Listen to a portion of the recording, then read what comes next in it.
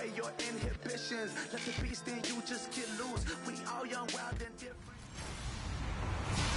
Hello, everybody. I'm Larry Ridley, and this is the NFL on EA Sports. Two teams will need their quarterbacks to step up and lead their offenses on the gridiron today. It's Wilson's Seahawks going up against Ryan's Falcons. So with that, we'll send you out to the Georgia Dome in Atlanta, home of the Dirty Birds, where we bring in the two men who will call the action. That's Brandon Godden and Charles Davis. Gentlemen. Larry, we are just off of Centennial Olympic Park Drive at the home of the Falcons since 1992. It's the Georgia Dome here in downtown Atlanta. Today, we've got a good NFC matchup on tap between the Seattle Seahawks and the Atlanta Falcons. Hi again, everybody. Alongside Charles Davis, I'm Brandon Gaudin. And you know, Charles, as Larry pointed out in the open, got a couple of great quarterbacks set to square off here this afternoon. That ball's probably going to be flying all over the place, isn't it? Oh, without a doubt. And the game has never been more quarterback-centric than it is now. And both of these teams have top-flight signal callers. Here's Bosher to kick it away. This fielded a few yards into the end zone. And the decision to bring it out, a good one, as he's up a yard or two shy of the 30. And for Russell Wilson, who jogs out there now with his offense, his best year since coming into the league in 2012. Charles, if you just look at the numbers, finishing 10th in the NFL with 4,219 yards passing. Yes, the numbers mean something, but to me it was his best year for other reasons, starting with learning how to play hurt. How to play with a knee and an ankle injury, which meant he had to play from the pocket more than he could get out there and run around and make plays that way. And he was the focal point of the offense. The running game wasn't there as it had been in the past for Seattle. That's why I thought it was his best year and really accelerated his development as a quarterback in the NFL. And he'll look to further solidify the great season as they host Detroit in round one of the playoffs. And the offense there, the O-line, everybody really on offense, they were just manhandled at the point of attack. Yeah, you could pretty much call them all out, couldn't you? Almost by name, right? That was a very tough sequence for the offensive line. But how about that defensive front creating a new line of scrimmage and creating a lost yardage possibility? And the grab made by Doug Baldwin. They get 11 back on that one. It leads to third down. Doug Baldwin's gone from undrafted to one of the top targets in the NFL. But he still has that monster chip on his shoulder. Still doesn't get the respect he deserves. Just ask him. And he finished 11th this year in receiving, which means he's just outside the top 10, which I think will motivate him further in the playoffs. Yeah, I was going to say, maybe that makes the chip a little bigger come playoff time. I'm not sure Doug Baldwin's chip can get much bigger, but boy, does he translate into excellent play. And he's got the first down yardage before he's brought down at the 42. 3rd and 1, partner. No need to be fancy there. Just use some force and move forward and pick up the first down.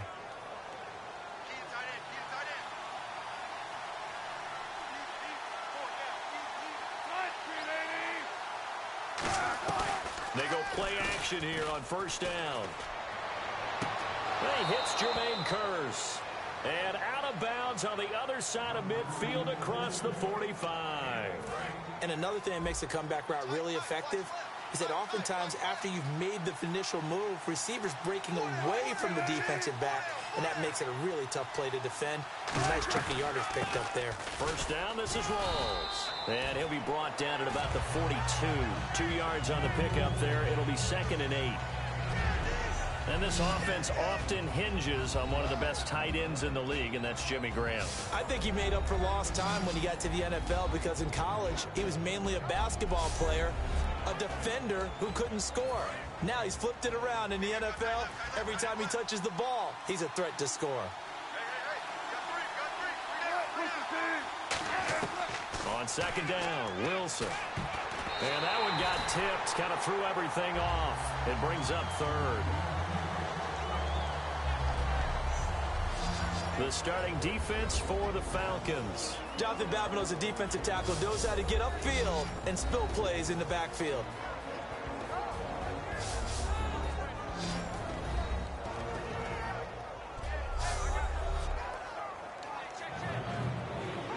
The first down line at the 34 here on 3rd down.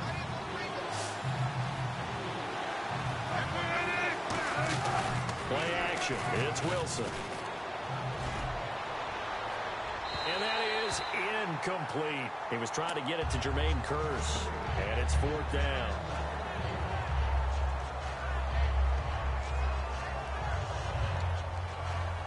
So on 4th down, as seen on TV, here's their resident strongman, John Ryan, on to punt.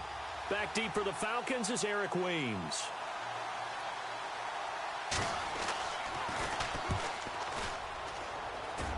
And this will carry out of bounds. Where are they going to spot it now? At about the 18-yard line, it looks like. And jogging onto the field, here comes Matt Ryan, the Atlanta Falcons. And for Matt Ryan, second in the league in passing yards and touchdowns this year. 6 shy of 5,000 in the yardage department, 38 in the touchdown department. And he better find some space on a shelf somewhere at home. He might get some hardware soon. And as well, he probably should. Remember, he's always been known as Matty Ice for his composure on the field, the ability to bring the team back in the 4th quarter.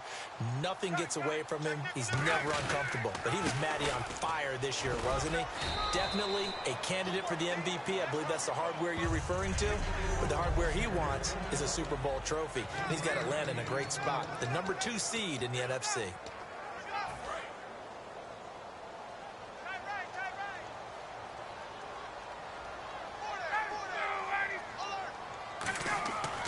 Second down, here's Ryan.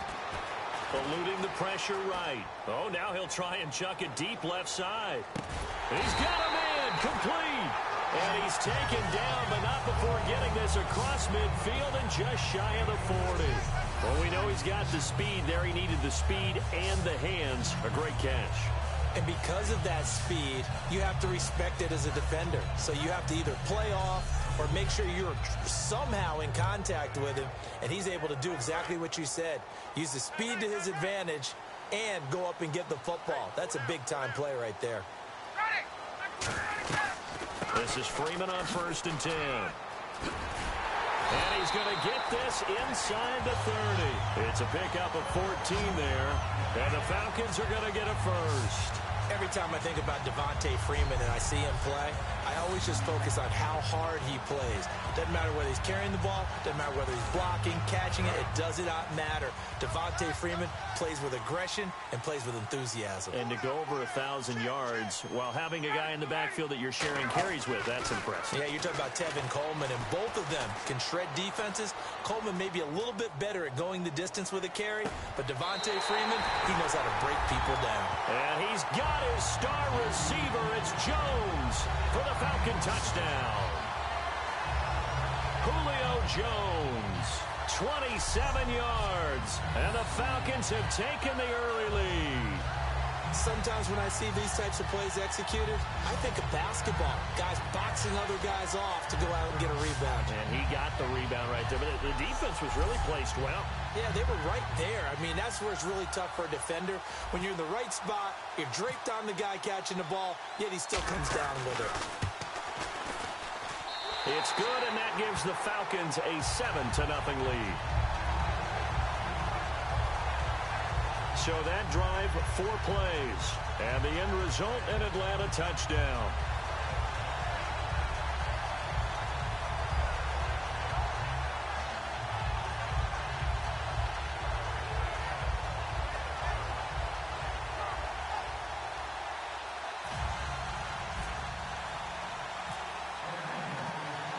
Now after the touchdown, it's Bosher to kick it away. This fielded a few yards into the end zone. And nice work on the return as they'll start their drive just past the 30-yard line. And out now come the Seahawks. And they'll be looking to avoid what happened last time, which is punting the football. But when you look at how teams play the game, that complementary football comes into play. How do I take care of my defense? How do I take care of my offense? Well, the defense is taking care of them in a lot of ways. Now it's time for the offense to jump things up and help their defense out. Give them a little bit. Looking for Baldwin, intercepted. Picked off by Jalen Collins. And they'll start out with great field position at the 47-yard line in enemy territory. And, Brandon, this is a real nice job defensively of getting inside a quarterback's head and figuring out, okay, Where's he going with the football? Because you can make an educated guess defensively. Not all the time, but sometimes. And when you're right, you've got a decent chance of coming away with the football. Now the Falcons offense gets ready to head back onto the field. And that recipe on their last drive that resulted in a touchdown looked pretty good, so they'll be hoping to do that once more.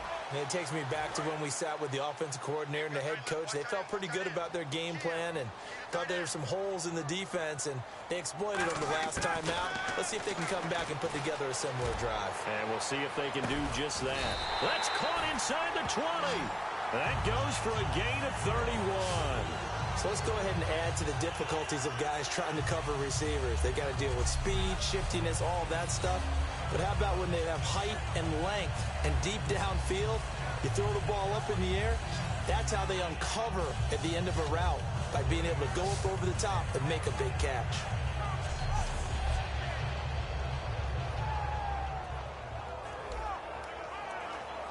Offense comes to the line now, 1st and 10.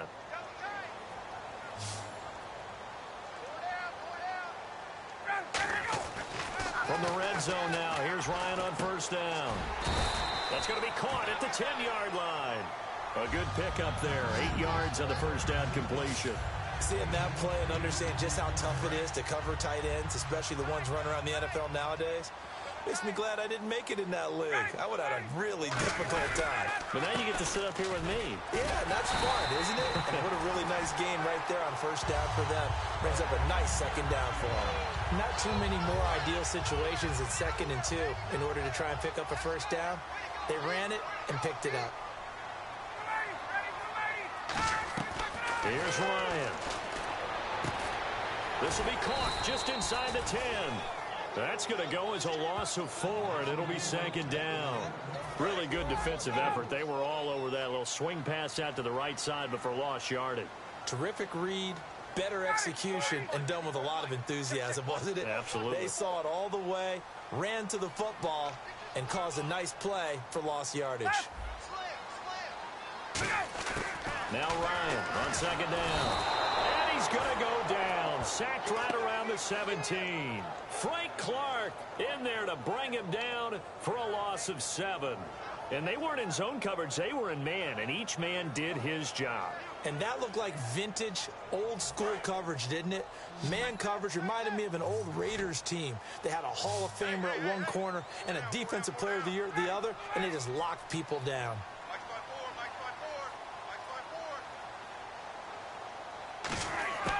3rd and long. It's Ryan. And this is going to be incomplete. The Pro Bowl wideout Julio Jones, his intended receiver. And it's 4th down. Charles, that's an important 3rd down stop. You don't want to spot him 2 touchdowns here early. You're trying to slow momentum down. You've already given up the score. They're coming right back at you. You're exactly right. Being able to hold them there and force a decision on 4th down, that's big for the defense. And Bryant's kick is good. And the lead moves to 10-zip. So the drive stalls out, but they are able to put 3 points on the board. Yeah, just a yard or 2 shorter than an extra point. So no problems converting there.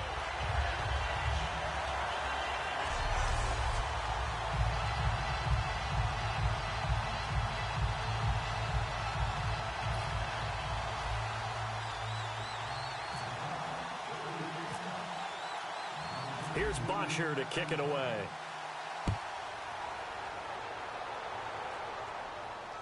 That'll be taken in the end zone. And he won't return this one. He'll go down to a knee, and they'll start at the 25. The Seattle now ready to march onto the field. And last time wasn't pretty. One play and an interception. We'll see if they can do better. I want to see if they want to go ahead and throw the ball again now on this drive after what happened on the last one. Throw it on the first play. Give the quarterback some confidence. See what happens.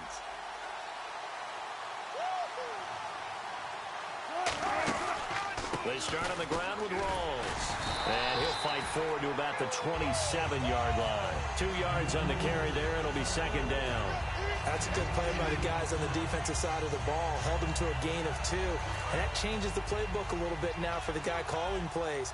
2nd and 8. Now he's got to probably think about going to the air instead of maybe staying with the ground game. They stay on the ground. Rolls again. And he stopped immediately there. He'll pick up only a yard there, and it'll leave him with a 3rd and 7. I do know from experience that when you slow down someone's running game, you're now doing the dictating on defense. And guess what? Now you're getting ready to tee off on their quarterback because they have to throw it all the time. But you still have to be alert for the draws and other plays of that nature to make sure you don't get hurt. To throw is Wilson. And he finds Jimmy Graham.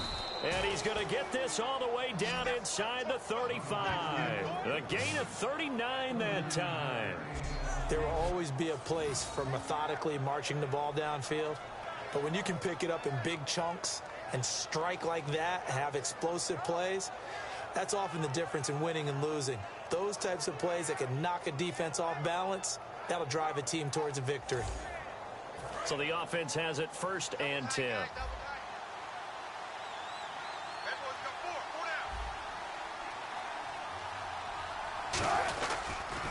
Wilson going to give the rolls. And that play is blown up, losing yardage back at the 35. That's going to go as a loss of 2, and it'll be 2nd down. And there it was right in front of us. Today's NFL, these guys nowadays, they don't just eat up space. They try and get upfield and make plays in the backfield.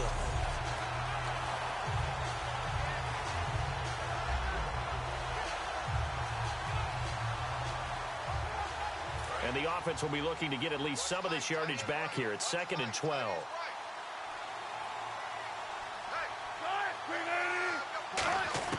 On 2nd down, here's Wilson. Complete. Richardson has it. And they'll be inside the 25 now at the 24. 11 yards on the pickup, and that's going to make it 3rd down and less than a yard. They sure put the coverage guys in a stress on that one. They thought they were going deep. Ends up curling inside for a nice chunk of yardage.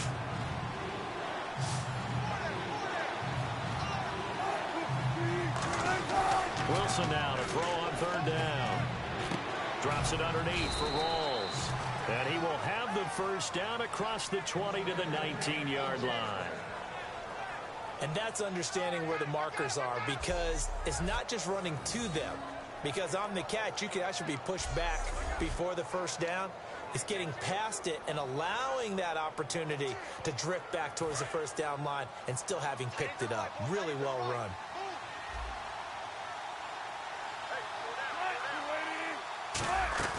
Back to the ground attack. It's Rawls. Trying to bounce it outside, but he's only able to get it back to the line of scrimmage.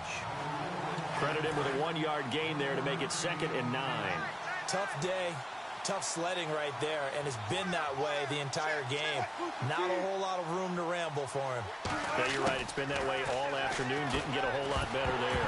And incomplete there. A nice hit. Jars the ball free and brings up 3rd down. Maybe just a lack of concentration there as he couldn't haul it in. And when you're going across the middle like that, you know, he's running that drag route, you are conscious of all the bodies and the traffic in there. But let's face it, if you're going there, you might as well come down with the football and absorb whatever else happens after that. Wilson. He'll dump it off to Procise. And he'll go down here at the 12-yard line. 6 yards on the pickup, and it'll be 4th down. So on 4th down, on comes Stephen Hauschka to try and get the Seahawks 3. So much about this game is just understanding situations and then having to execute, isn't it? Guard the 1st down sticks. Don't let them get... Oh, they get to the football. It's blocked. It's picked up. A live ball here, remember. Please tell me this doesn't come off as snarky. But that's a relative chip shot. I mean, you've got to be able to execute that one. I don't care what they design on the other side about trying to block the kick. That should be 3 points on the board. Yeah, we've talked about it before. If you're out at 55, 60 yards, low trajectory from here, you get that thing up, this should be 3. Yeah, there's nothing routine in football, but this one really almost should be. Snap, hold, kick, ball through the post. Didn't happen that way. Escaping the pressure right. He goes underneath to Freeman. A good pick up there at 20 yards. Looked like the defense put pretty good pressure on him, but he's able to flush out to his right to try and evade people. On the run, had to get on his horse. Still accurately throws a nice pass for a 1st down. 1st down and 10 now for the offensive group. They come up in an offset eye. They'll throw on first down with Ryan. And it pops free. The collision there jarred the ball loose and brings up second down.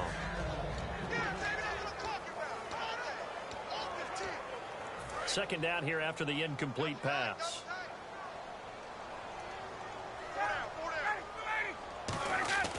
Again on 2nd and 10, it's Ryan. And the hit jarred it loose. It's incomplete. Timing is crucial in any route thrown, but when you throw an out, so many things are going through the mind of the receiver. Catching the ball, timing it up with the quarterback. Are my feet going to get down inbounds? On that play, all those things going through his head might have caused him to drop it. Now it's Ryan. Sliding out of the pocket. On the run, he'll let this go deep right side. And this is caught. And he'll take it into the end zone. Touchdown, Atlanta. Mohamed Sanu, 57 yards. And the Falcons will add on to their lead. And correct me if I'm wrong, that was just a simple fly route, wasn't it? No, there's nothing to correct at all. You've got it down pat. And I just remember as a player, when I'd be in practice sessions and I'd hear 9 from the receivers, that meant fly route, go. Uh-oh, look out. That was the 9, and he just kept going all the way into the end zone for the touchdown.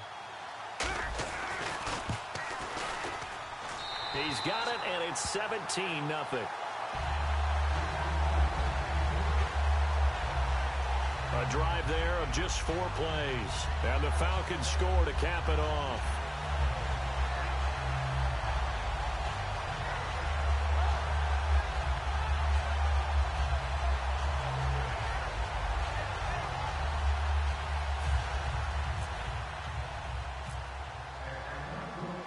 Now after the touchdown, it's Bosher to kick it away. This fielded a few yards into the end zone. Well, some might have returned that one. He won't. He'll go down to a knee, and they'll start the drive from the 25.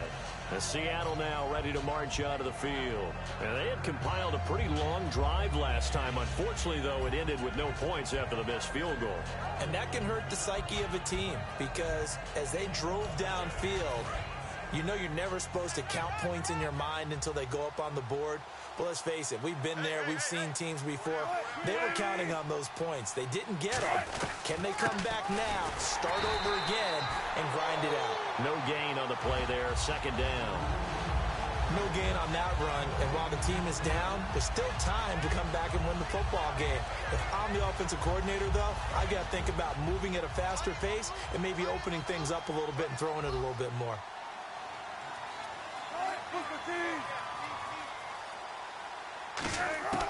On second down, Wilson. It's caught on the left side by Baldwin. And he'll get it up near the 35, right at the 34 here. It'll be a gain of 9, and that is going to set up a 3rd and 1. In so many ways, throwing the hitch route is actually one of the safer things an offense can do. Get the ball out to the receiver as fast as possible, hope he's got man-to-man coverage, and hope that his athleticism wins on the perimeter. They'll run with Rawls, and he is going to lose yardage here. That'll make it 4th down after a loss of 1. And, partner, in a lot of short yardage situations, you'll see the linebackers step up into the gaps, what we call mugging the line of scrimmage, to make sure they take away all spaces, all creases. That one worked really well for them. They only needed a yard, instead went backwards. Taken in at the 11. Oh, the spin. We'll call that a punt of 54 yards. Well struck. And it'll be Falcon football as they take possession. Here comes the Atlanta offense now ready to take over here. And they'll just simply be looking to build off the confidence of the last time out where they scored a touchdown. And confidence is powerful, isn't it? When you've scored once, you feel like you can go back out there and get it done again. Doesn't matter what the defense throws at them. They feel like they're in a groove right now, and they want to get out there and show it. Yeah, hoping to stay in that groove here this go-around. I still remember the first time I saw Julio Jones play in college. And then I got it confirmed at the NFL Combine. He is like an unbelievable thoroughbred coming out of the gates. I mean, his ability to accelerate and take it the distance and play with such physicality downfield, One of the best receivers in the league, second in yardage this year, despite missing 2 games with a toe injury. That's right. Second to T.Y. Hilton. Finish was 1,409, did Julio Jones. Now Ryan going to give it to Freeman. And he'll push this forward only to about the 42-yard line. Give him a couple on the carry there. 2nd and 8. The best defensive linemen, they play with great leverage so they can get low and not get bowled over by offensive linemen. They have excellent hands. They can throw people off on a play. We just saw a great example of a really good run stop by a guy playing the defensive tackle position.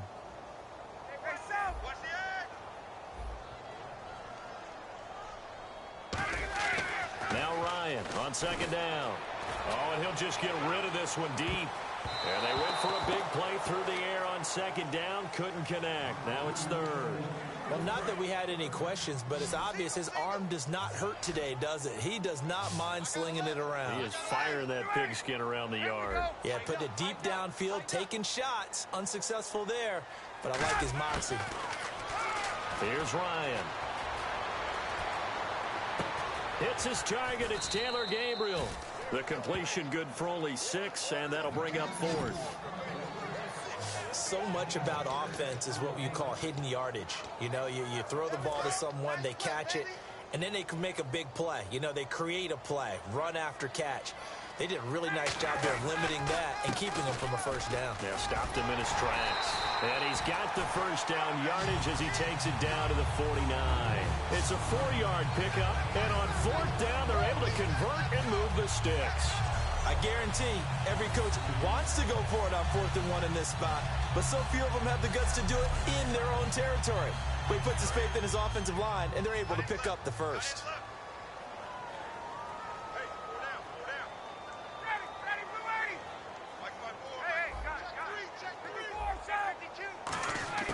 Now Ryan on 1st down. And lucky to get away with one there. That one nearly picked. 2nd down. I was talking with a coach recently who told me he's got this really athletic quarterback who thinks that no matter what he does athletically, it can overcome bad decision-making. There's an example where that doesn't happen very often. Yeah, you talk about getting away with one. That should have been picked off. Yeah, no doubt about it. He's got a little horseshoe going right now. Just fortunate they weren't able to haul it in. Now play number 7 of the drive as they're looking at a 3rd and 10. That was a classic example of trying to run with the ball without securing the catch. He was thinking about those rack yards instead of making the catch first and then taking off. And Jones has it over the middle. And they get 10 yards there and convert on 3rd. I don't care how many times we see it. I still get a kick out of watching quarterbacks and receivers do the pass tree in pregame warm-up. But I always remember that when we go to practices, we see that after practices as well. They really tune it up, don't they? They tune it up. They know why they do it for these situations. 1st down. And they build that trust, and that's why they're able to find him in this type of a situation. And when you're playing a quarterback with some experience and some moxie, you enter the danger zone when you decide to blitz him, because if he's able to diagnose as he did on that play, he can hurt you downfield. He reads defenses so well, doesn't he? He really does, and the best part about that play for him, I don't think that was his primary target. I don't think so either. I think he had the read, figured out where the blitz was coming from, and went to a secondary target for a really nice game. On that catch, he's already eclipsed 100 yards here in the 1st quarter. Charles, he's on pace for over 400. And playing with great confidence, isn't he? I think he probably had it coming into the game, and now that he's really come out of the gate this strongly, how'd you like to be in the huddle with him right now? You know he's demanding the football. Give me the ball. And guess what? I'd throw it to him. He's having a fantastic game, and they haven't defended him yet.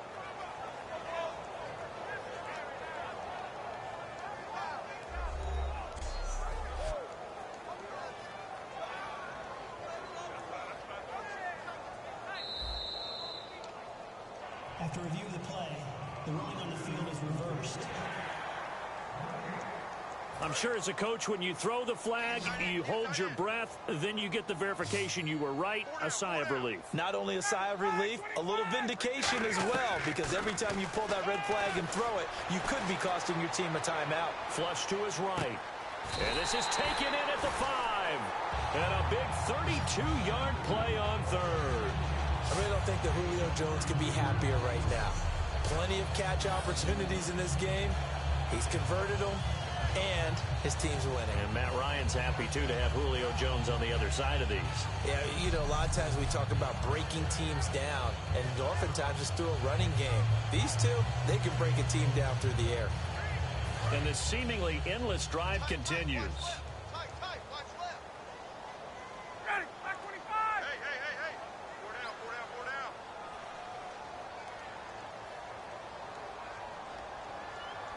And here we go on 1st and goal. They'll run here with Freeman. And he'll get this one back to the 5-yard line, but no further than that. Personal foul. Face mask. Defense. Got the hand caught up in the grill of the face mask. 15-yard penalty. So tough for a defender. You're trying so hard to make a play, and the way that these offensive guys can move around, sometimes your hand gets into the wrong place. Ryan will throw again. And that is caught. Touchdown, Falcons. Mohamed Sanu with his 2nd touchdown in this opening quarter. And the Falcons will extend their lead. That's a heck of a start to this one for him here in the 1st quarter. 2 receiving touchdowns, just getting the game underway essentially. I mean, there's a long way to go. If I'm on defense, I've got to figure out how to slow this guy down. Because when one guy shreds your team, that's demoralizing. Make him spread it around at least. But right now, he's showing no signs of slowing down.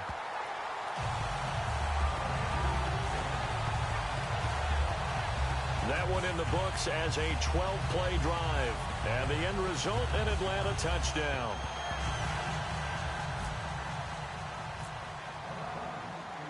Now after the touchdown, it's Bosher to kick it away. This is fielded at the goal line. And he'll take it up past the 25 to the 26-yard line. And the Seahawks get ready to trot out on the field. And 3 and out on the last drive. No points on the scoreboard. A little soul-searching now. I would say so, and they need to help out their defense a little bit. They've had to be on the field a lot more than normal, put them in some tough spots. But what's the old adage? When you get another chance, it gives you a better chance to do it right. If you run an out route, it's likely you're going to end up near the sideline. And what did we just see there? Toe tap. You got it. The benefits of practice. Toe tapping, foot dragging, picking it up, and making sure it was a catch. So they complete the pass, and now they face a 2nd down.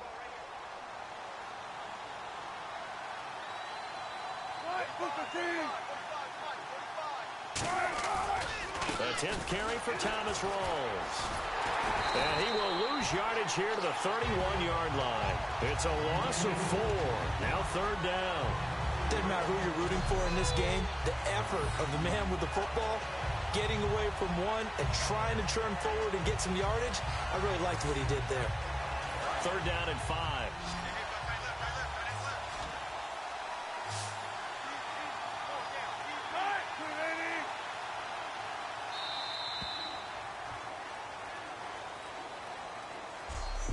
So they'll get a little extra time to come up with his 3rd down play as we've hit the end of quarter 1. It's already 24-zip. That's our score. We're back to Atlanta in just a moment. This is the NFL, and you're watching EA Sports. The NFL on EA Sports is brought to you by Head & Shoulders. Shoulders were made for greatness, not dandruff. Alongside my broadcast partner, Charles Davis, Brandon Gaudin hits the Seahawks with a football to begin quarter number 2. They've got a 3rd down and 5 to start things out.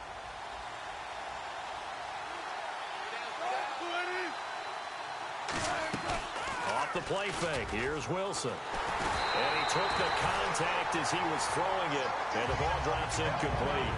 Well, they've had a pretty frustrating first half here offensively, and that just continued there with that incompletion. Yeah, definitely frustrating for them, but heartening for the other guys. Those stop troops, they're enjoying things right now because they made it very difficult for them throughout the half.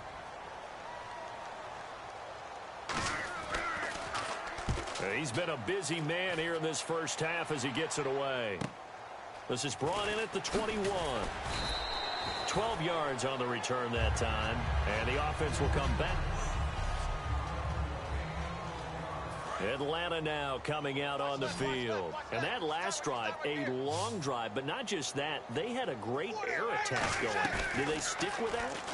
I would think that they would, because if they were confident enough to do it on the last drive, starting backed up in their own territory, why would you change anything? They've got to be confident about what they're presenting and continue to do so. Yeah, because the secondary, they really look clueless. And that was amazing, because that drive went and went, no adjustments, and no big plays by the defense to knock the ball away. And the coach has decided to challenge this play. He has tossed down the red flag.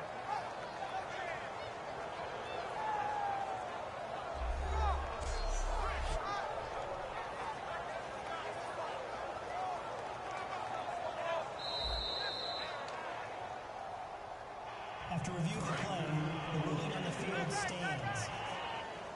Well, he challenged the play. It did not pay off. And that means he lost a timeout in that challenge. And as a coach, you hate that. Don't know if you took the... Oh, you saw that one coming. It's intercepted. Thrown back across his body. A great read, and it's picked off. Well, that's a drive killer right there. Not a really confident throw either. This one was kind of up for grabs, and it's going to come down the hands of the wrong team. And Seattle now ready to march out of the field. And last drive, 3 and out. Still a goose egg on the scoreboard. How do they break that goose egg? They've got to find a way to get the ball in the hands of their playmakers, get them some space, and try and make a first down and get some momentum going. It's been a struggle for them throughout the game, and that 3 and out on the last possession, that told you just how stalled they are on offense. So who will step up here? We'll see. It's a 5-receiver set. 3 to the left, 2 to the right. On second down, here's Wilson. Looking for Baldwin, intercepted. A great read, and it's picked off. And a big turnover there as his guys will get the football back. That's sort of a second quarter to forget for him. Now 2 picks in this frame.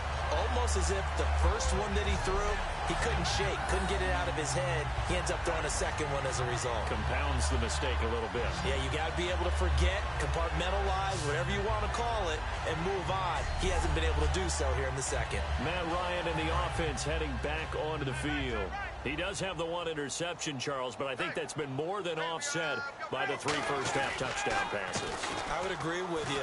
There is a blemish.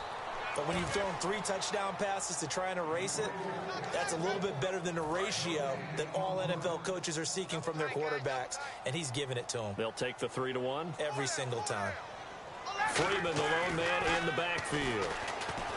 Here's Ryan. He hits his target. It's the tight end, Toilolo. 8 yards on the completion, but now they face 3rd down. They gave up the completion there, but this is what zone defenses count on. Catching the ball and not much run after the catch. On 3rd down, Devontae Freeman. And he gets it to the 32. Good enough for a first down. A gain of 4 that time as the drive continues. I don't know about you, but that almost felt like old-time football there. 3rd and 2 is not necessarily just a hunting down anymore. A lot of times they want to throw the ball. They went back to the roots and powered forward and got the first down. It's a short one here, complete to his tight end. It's a loss of a yard there, and now 2nd down. And never good on a pass completion there to go the wrong way. Lost yardage. No, for some reason it seems to work better when you throw it downfield or you move the ball downfield running it that way, doesn't it? But in this case, if you're the defensive guys, you're energized. Execute. Looking for Jones, and it's intercepted. Picked off by the Pro Bowl safety Cam Chancellor. And a terrific return as he'll take it up past the 35. Not the best of plays there as a quarterback. You're right-handed, rolling left, trying to throw it that far downfield. I remember a coach of mine saying, son, that's the equivalent of trying to get the car keys out of your pocket with your opposite hand while you're trying to run. You just can't do it. After the interception, here's Wilson. And unable to connect on the long pass. It falls down incomplete. Well, as we sit on the eve of the playoffs, interesting note, first time since 2003 that both Super Bowl teams from the previous year have not made the playoffs. That leads me to this question. Who's the biggest underachieving team of this season? Well, I would start with Carolina. They went 15-1 last year, and while they were the runner-ups in the Super Bowl, we fully expected them to make a run back towards it this year.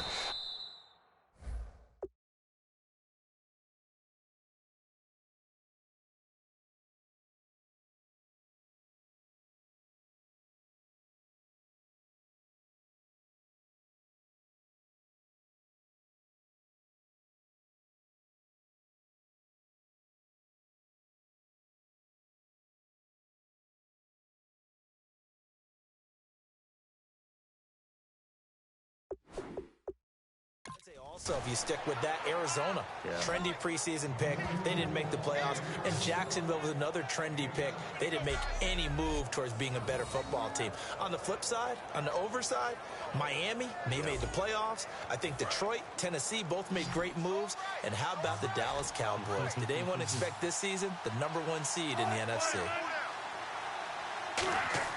Wilson now to throw on 3rd down. And incomplete. The contact made the ball roam free and brings up 4th down. You know it's not an easy job to go out and catch passes when people are trying to tackle you and knock the ball away. But the bottom line is that's a pass he's got to have and a pass he should have caught. Here's John Ryan now as he'll punt it away for the 4th time today. His first punt, 48 yards. This one looks equally as good. And this one hits at the 1, continues on into the end zone for a touchback. Atlanta now coming out on the field. And following the interception, just any interception, are you a little bit more cautious when you start that next drive, or no, you just throw that out the window? I think you are. I don't think that there's any way you can run back out there and go, totally didn't affect me. Just go ahead and be loose with the football again. You're going to take care of it, but you have to be careful about being too cautious because now you can't run any offense at all. Still want to attack. We'll see how they attack him here. And it's hauled in by Austin Hooper. And brought down, but not before reaching the 45-yard line. And now with that completion, he's north of 200 yards here in the first half. And he's going to break our statistician, Marvin, isn't he? Because Marvin right now is just tallying it up. Hope his hand doesn't hurt too much doing this, or he keeps hitting the calculator. But my goodness, what a start he is off to. By the end of this game, he could have monster numbers. He just wants to continue to be accurate. When you see zone defense and you know you got a drag route on as your primary call, you got to be really careful as a passer about how far you let your guy go because he might wander into some tough coverage. On 2nd down, Freeman. 2 yards on the carry there, and it's going to lead him to 3rd down. Well, so many times we look at a short run and we praise the offense for trying to set the tempo and establish things, but the defensive guys, hey, they just won the battle there. It wasn't a big run given up. They don't always have to absorb the body blows. Sometimes they dish them out themselves. And he's going to have a 1st down as he's brought down at the 44-yard line. Everyone understood their role on that play. 3rd and 1 on the offensive lineman, but they didn't allow that to happen. They created a crease and allowed him to get through for a 1st down. He was looking for Muhammad, and now it's 2nd down. It's always tough for the guys throwing the football when they think they've got a completion and the ball's almost there, and then someone sneaks a hand or two in and bats it away. Here's Ryan to throw. And off his back foot, he'll heave this one deep. And incomplete there. A nice hit. Jars the ball free and brings up 3rd down. Here comes the 7th play now of this drive as this is 3rd and 10. So here we go now. An extra defensive back in there on 3rd and 10. Now Ryan. Well, they went for the big play there, but that drop could really hurt their momentum. And he can't hang on to it. Nearly picked. He's known for his hands defensively, but instead it just brings up 4th down. The 3 straight incompletions, they don't care. That hasn't dissuaded them. They're going to go for it on 4th. They'll try and throw for it with Ryan. Flushed out right. On the run, he'll let this go deep right side. And this is caught. For the moment, it's a touchdown, but multiple flags down, so let's sort this out. Touchdown. Offense.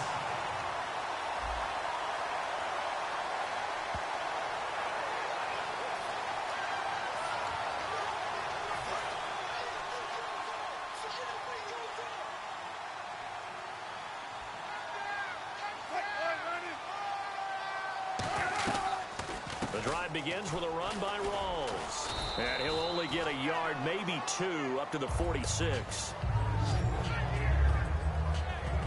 Partner, you know I love to point out when teams break tendency and do something a little bit different from the norm. But when you run the ball in the first play of the drive, that's not a tendency breaker at all. That's just trying to establish yourself as you move forward.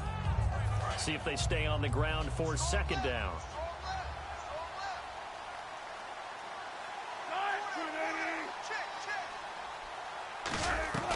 They go again with Rawls. And he is going to lose yardage here. He lost 2 there, and it's third down.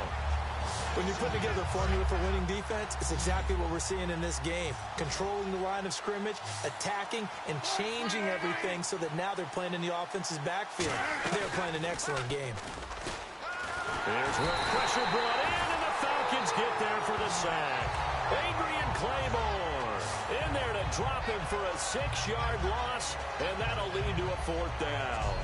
Defensive end gets in there that time. They were in a 4-3. What's the responsibility of the ends versus the tackles there, Charles? Well, most of the time when you talk about the ends, they're your pass rushers. They're the guys that you turn loose to try and get to the guy who's going to throw the football. The tackles, usually more of the run-stuffing variety. But the way this game is advanced, you're wanting a little bit of everything out of all of your guys. But let's just go ahead and break it down and make it simple.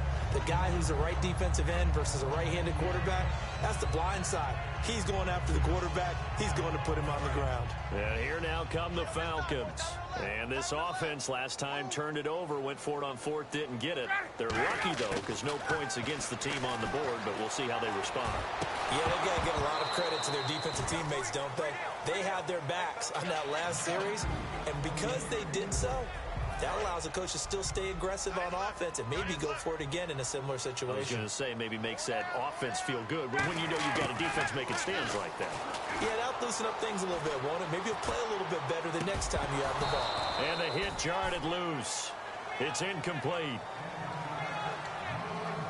Third down here for the offense after the incomplete pass. On third down, Ryan eluding the pressure right. And he couldn't hang on to it through the contact. Incomplete. So the defense forces a 3-and-out, but they got some help along the way. They threw it on first down, and when they were unsuccessful, it became 2nd and long. Didn't get it again on another pass. Went 3rd and long, and they almost had to put it in the air. They may want to rethink some strategy going forward. So possession goes over here on the punt. And the offense will take over with a new set of downs. The Seattle now ready to march onto the field. And still no points on the scoreboard. You're coming off of the 3-and-out. They're just looking for anything to grab onto right now, aren't they? I'm wondering if someone's going to take charge in the huddle. You know, we always look to the quarterback, but sometimes it's another player on the team, a star, a veteran, someone with some excitement and energy. It's like, all right, guys, let's shake things up and let's go, because they still have an opportunity to make things happen. Shake it off. Well, partner, something we're going to have a little while to debate, but let's go ahead and take a peek at the draft order. Browns, of course, will get the first pick in the draft. San Fran, Chicago, Jacksonville, and then Tennessee will actually have number 5 and number 18. All right, let's take a quick look at these. Cleveland, San Francisco, Chicago. All of them have starting quarterbacks, but will they be in 2017? I doubt it. I think and he's free going down the left side. It's a foot race. And all the way in, touchdown Seattle. Paul Richardson, 74 yards. And the Seahawks are able to cut into that deficit. Great corner route there. Not only able to catch it, turn it upfield, and get into the end zone. It usually involves a little bit of an extra move, doesn't it? You've got to get them thinking that you're moving to the middle of the field and you're breaking away to that corner. Boy, that was well executed. That drive started on their own 25. 2 plays, 75 yards later, into the end zone. Hauschka now to send this one away following the score. Here's Eric Weems now on the return. And not a bad return here. He gets it out to the 25-yard line. The Seattle defense getting set to go. They were able to force that 3-and-out. That led to a touchdown. Defenses obviously love 3-and-outs. They want more of that. They created a very short And not too sweet stint for the offense by getting them off the field that fast, but it set up their own offense, gave them a little spark, and they took it downfield and scored. Now the question, can they do it again? Let's see. And that incompletion also gives me a chance to ask you about defensive MVPs. You know, I thought that it was going to be Von Miller. He had 13.5 sacks a few games ago, but didn't have any the final stretch of the season. But he still has a possibility. No doubt. We still have to talk about him. He's one of the best defenders in the league. But how about some other names? Vic Beasley from Atlanta led the league in sacks. Khalil Mack, you have to block him with 2 or 3 guys on each and every play. How about Landon Collins and his playmaking for the New York Giants? Helped them get to the playoffs this year. And, of course, Eric Berry from Kansas City. A couple of pick sixes, the pick 2 against Atlanta, an all-around playmaker. And Aaron Donald's team didn't play very well, but he's one of the best ones in the league. And he's certainly not a guy that drops that football very often. Indeed, because that's a bit of a surprise. I know he's in the middle of some traffic and people, bodies all around him, but he usually has the focus to haul that one in. Here we go on 4th down with Ryan. They'll roll him out right. That's caught at the 25. And he is down deep into Seattle territory. It's a big-time play there on 4th and 10. 63 yards. And they pick up the first down on a 4th down play. I don't know if the defense relaxed because they thought maybe they'd stopped them on 3rd down, or if they just didn't protect the sticks very well. But, boy, that's a big-time pickup right there. Freeman, the lone man in the backfield. On 1st down, Ryan. This will be caught just inside the 10. A good pickup there. 8 yards on the 1st down completion. Now that's staying ahead of the chains. Really good pickup on 1st down, hitting the tight end there. Now brings up a 2nd and manageable. Just found a hole in that zone.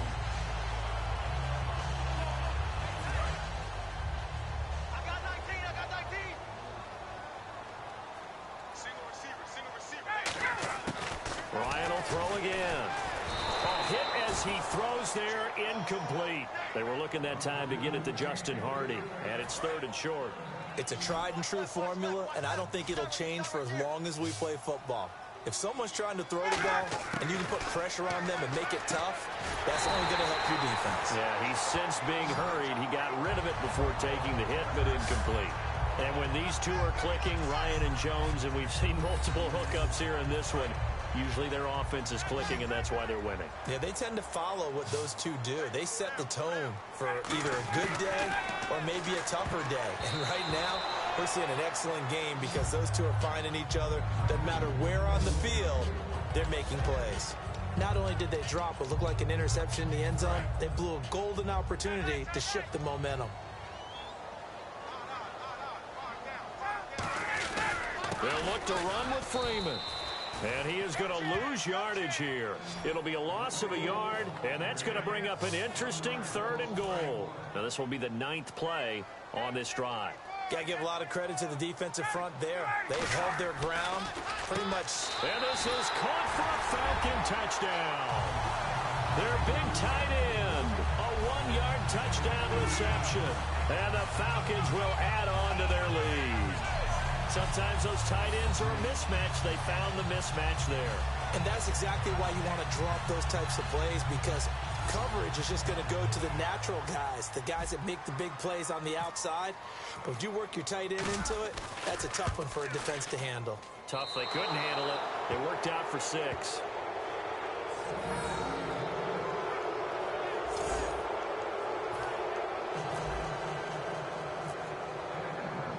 Now after the touchdown, it's Bosher to kick it away. That's fielded in the end zone. And no run back here. This will be a touchback, and it comes out to the 25-yard line. The Seahawks offense now, they get ready to head back onto the field. Last time they were out, they scored. Still trailing here, though, so some work to do. But it's okay in terms of mindset. Because they scored the last time, they're not quite as worried about being down on the scoreboard because now their confidence is a little bit higher. They feel like they've got something going, and they feel like they can attack again and put more points on the board. Are you scoreboard watching if you're the offense, or are you just focused on this drive? We wouldn't be telling the truth if we said that they didn't scoreboard watch. Everyone does it to some extent, but you've got to set it aside right now and just focus on this series. That'll take care of the scoreboard if they punch it into the end zone. Throwing is Wilson. Baldwin with it over the middle. 7 yards, the pickup on the pitch and catch. An ex-teammate used to tell me all the time, I hate experienced quarterbacks because no matter what, you really can't hide what you're doing. And I think that right there, he knew right away where the blitz was coming from, where his primary guy was going to be, and he ended up going to a secondary target for a nice game. I was just going to ask you, that wasn't the primary target, and he's so good at that, isn't he? I think he knew right away that he wasn't going to get to his primary guy. I think he read that as soon as he got to the line of scrimmage, knew where the pressure was going to come from, and said, I know how to beat that, and that's what he did. They go play action here on first down. Backing up. Oh, he dropped it. And that's pretty indicative of the way this one's gone. After all the preparation, all the practice, a play like that will absolutely break your heart. They had everything they wanted, just unable to complete it. In the end zone, a big-time drop.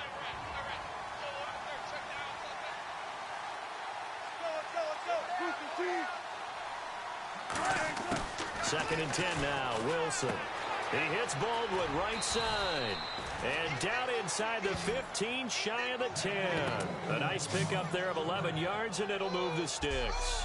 I don't care how many times you tell the story, it never loses its luster for me. Doug Baldwin, undrafted out of Stanford, and plays like a #1 receiver should in the NFL. I don't care how you cover him. I don't care that his size isn't great.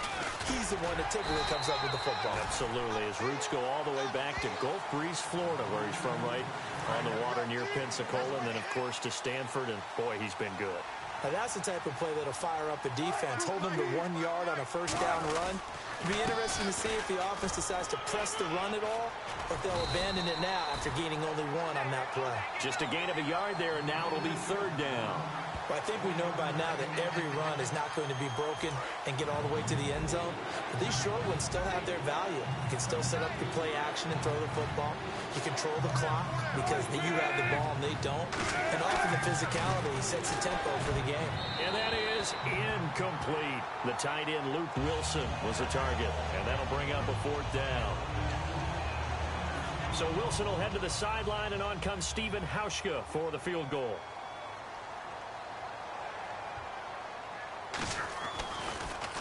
Oh, they get to the football. It's blocked. Now it's scooped up, and this is a live football. But when it all comes together and you get the field goal block that's been designed, that's been drawn up, everyone has to feel good about on that side of the ball. How about that one there? To the left side, knew what they had. That's where they wanted to be, and they got their designated guy turned free. Atlanta now coming out on the field. And that last drive, so effective in the passing game, resulting in the touchdown. Maybe not many people were focused on the trenches. There was good protection there. Excellent protection. So now defensively, you've almost got to get down to those starters blocks like you're a sprinter. Get lower than those guys on offense and find a way to roar through them or around them to get into the face of the passer. Easier said than done, though. Way easier said than done. But they've got to try something because right now they're just cutting them to shreds. They come out here in the eye. Here's Ryan escaping the pressure right. Oh, now he'll try and chuck it deep left side. So the long attempt falls innocently to the ground, and it brings up third. I know exactly why I tried to throw the ball to Julio Jones there. He's never considered covered. He's either too fast or too strong. You always try and get it to him. Especially on those deep passes. Now Ryan. Flush to his right. And now he'll turn, and off his back foot, he'll heave this deep. They've got his man complete. They give him a gain of 37.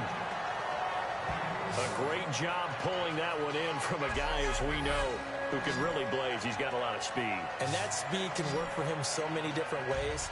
Sometimes he just takes off and goes and just runs past people. Sometimes you get people to back off so far that you can catch everything underneath. But still, at some point in the game, you probably have to make some contested catches, right? Sometimes you have to go up and beat a defender for the football. He has that in his arsenal as well. Showed it right there. Ryan. The left side completion to Jones. And he gets this one all the way down inside the 15. A nice job there, Charles. They picked up the blitz, were able to complete the pass. Now hold everything here. We're going to get a timeout by the offense. That's their second, so they'll have one remaining here in this second quarter. We'll be right back.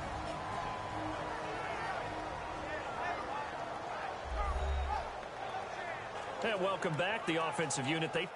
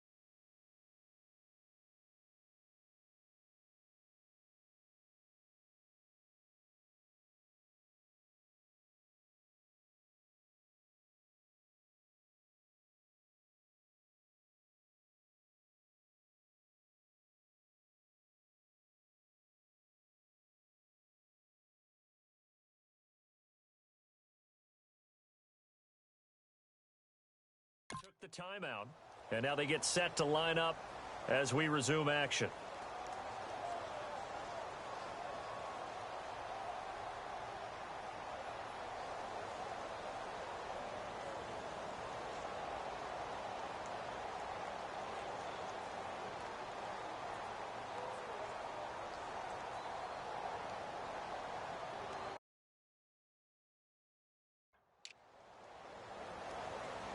So after that big gain, let's see what else the offense has up its sleeve.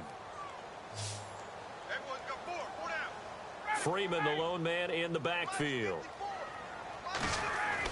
From the red zone now, here's Ryan on first down. He couldn't quite hold it. Got hit. Ball pops out, incomplete. Just looking at it from a defensive perspective, when you break the huddle in the red zone, tight end is one of the guys you've got to key on because quarterbacks want the ball in their hands fast in this position, and they want to get it to someone. And in this case, he had the play. They just didn't complete it. 6 yards is the pickup, and that'll lead to a third down. When you execute a drag or a crossing route really well and give them a chance to let it develop a little bit, you can gain some significant yardage hitting your tight end on that one. And incomplete. The contact made the ball roam free and brings up fourth down. The Falcons will call on Matt Bryant for the field goal try. From the right hash here, should be an easy one. It looked like they had an opportunity for a big play across the middle, but he didn't have the concentration or the focus necessary and dropped it before he could haul it in. So the drive takes him inside the 10, but it ends with just 3. And a nice job defensively to rise up and make sure they didn't get in.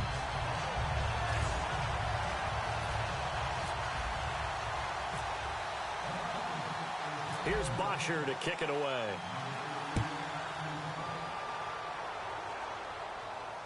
This fielded a few yards into the end zone.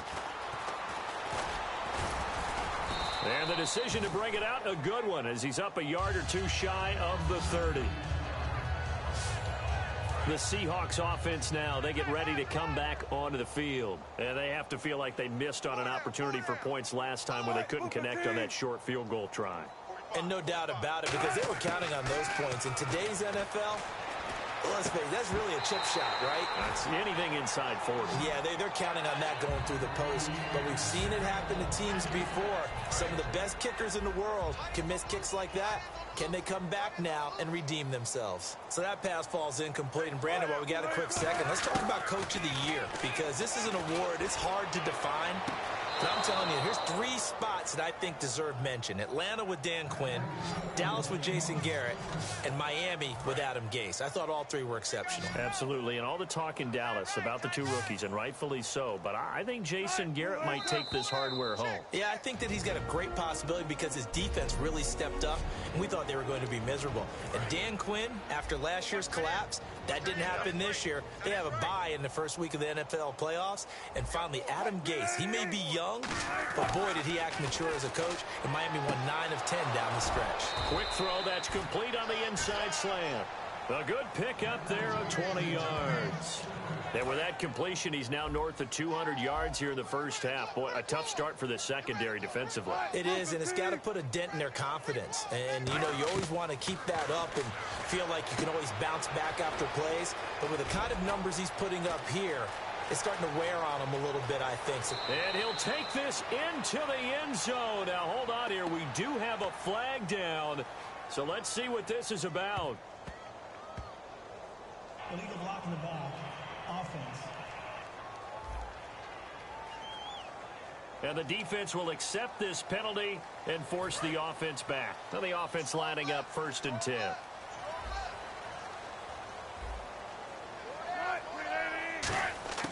On 1st down, Wilson.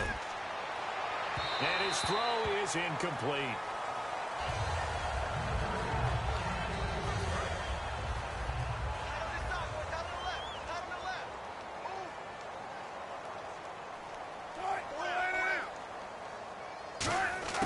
Again on 2nd and 10, it's Wilson letting one go deep for the end zone. And they went for a big play through the air on 2nd down, couldn't connect. Now it's 3rd. fans do love the long ball, don't they? And he already found his guy once. Tried to give him another chance there, didn't he? Yeah, he did. Couldn't connect, but as you alluded to, he does have that touchdown from earlier, trying to keep him in the rhythm. On 3rd down, Wilson. He'll dump it off to Procise. And he's got the 1st down as he gets it to the 8. It's a nice job hitting him on the angle route there. Coming out of the backfield, cutting sharply across the middle. And that's good timing between the quarterback and his receiver. Effective 3rd down play to move the chains. Throwing again here, Wilson. This will be caught at about the 6. 7 yards, the pickup on the pitch and catch. And there's another completion to the tight end. And let's face it, it is hard to overthrow a 6'6" target. It is indeed. Quarterbacks like their speed guys. They like that huge 6'6" target that they've got in him. They really do. And it reminds me of what one great tight end told me once. He had told his quarterback, just make sure you throw it up there. Now whistles come in. We're going to get a timeout here by the offense. And we are back here. I'm Brandon Gaudin alongside Charles Davis. So the offense takes the timeout. And now we're set to get going.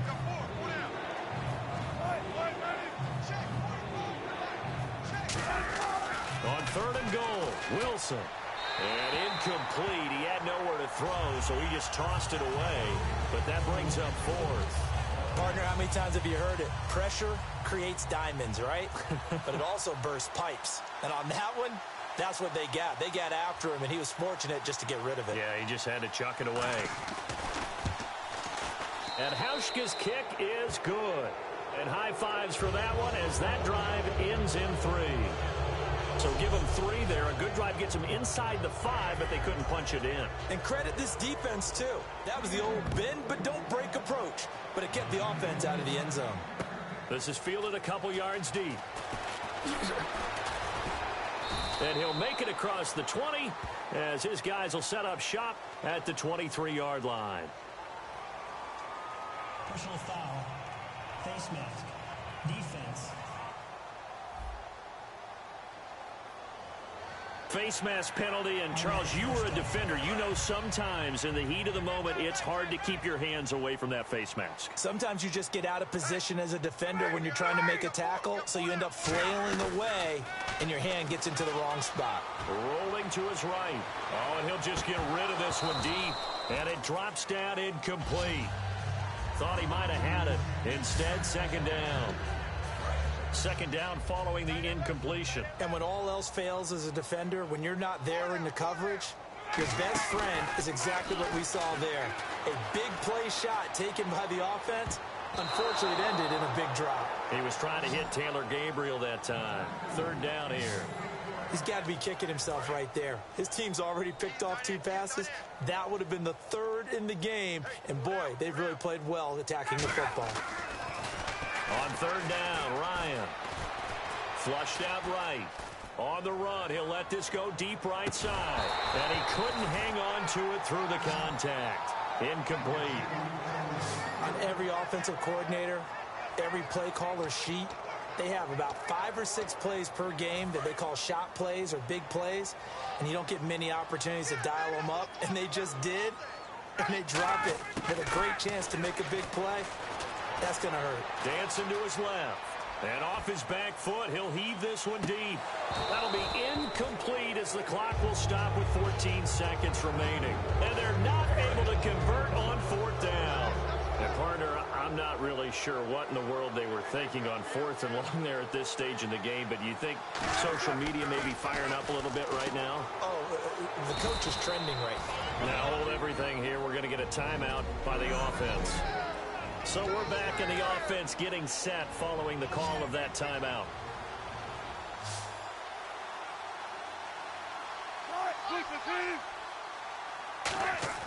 Now Wilson on 1st down. He's got Wilson, middle of the field. And he's able to get it to the edge of the red zone at the 20-yard line. Now whistles come in. We're going to get a timeout here by the offense. And with halftime on the horizon, they'll be out of timeouts from here forward. And Hauschka's kick is good. And the drive will wind up yielding 3. So they're still down, but they are able to salvage 3 here heading into the lockers. This is what you work on from the beginning of training camp. Heading into the half, put some points on the board. No matter what the score says at that point, you've accomplished what you set out to do. This fielded a few yards into the end zone. And not wanting to risk anything here late in the half, he'll just take a knee and they'll bring the football out to the 25.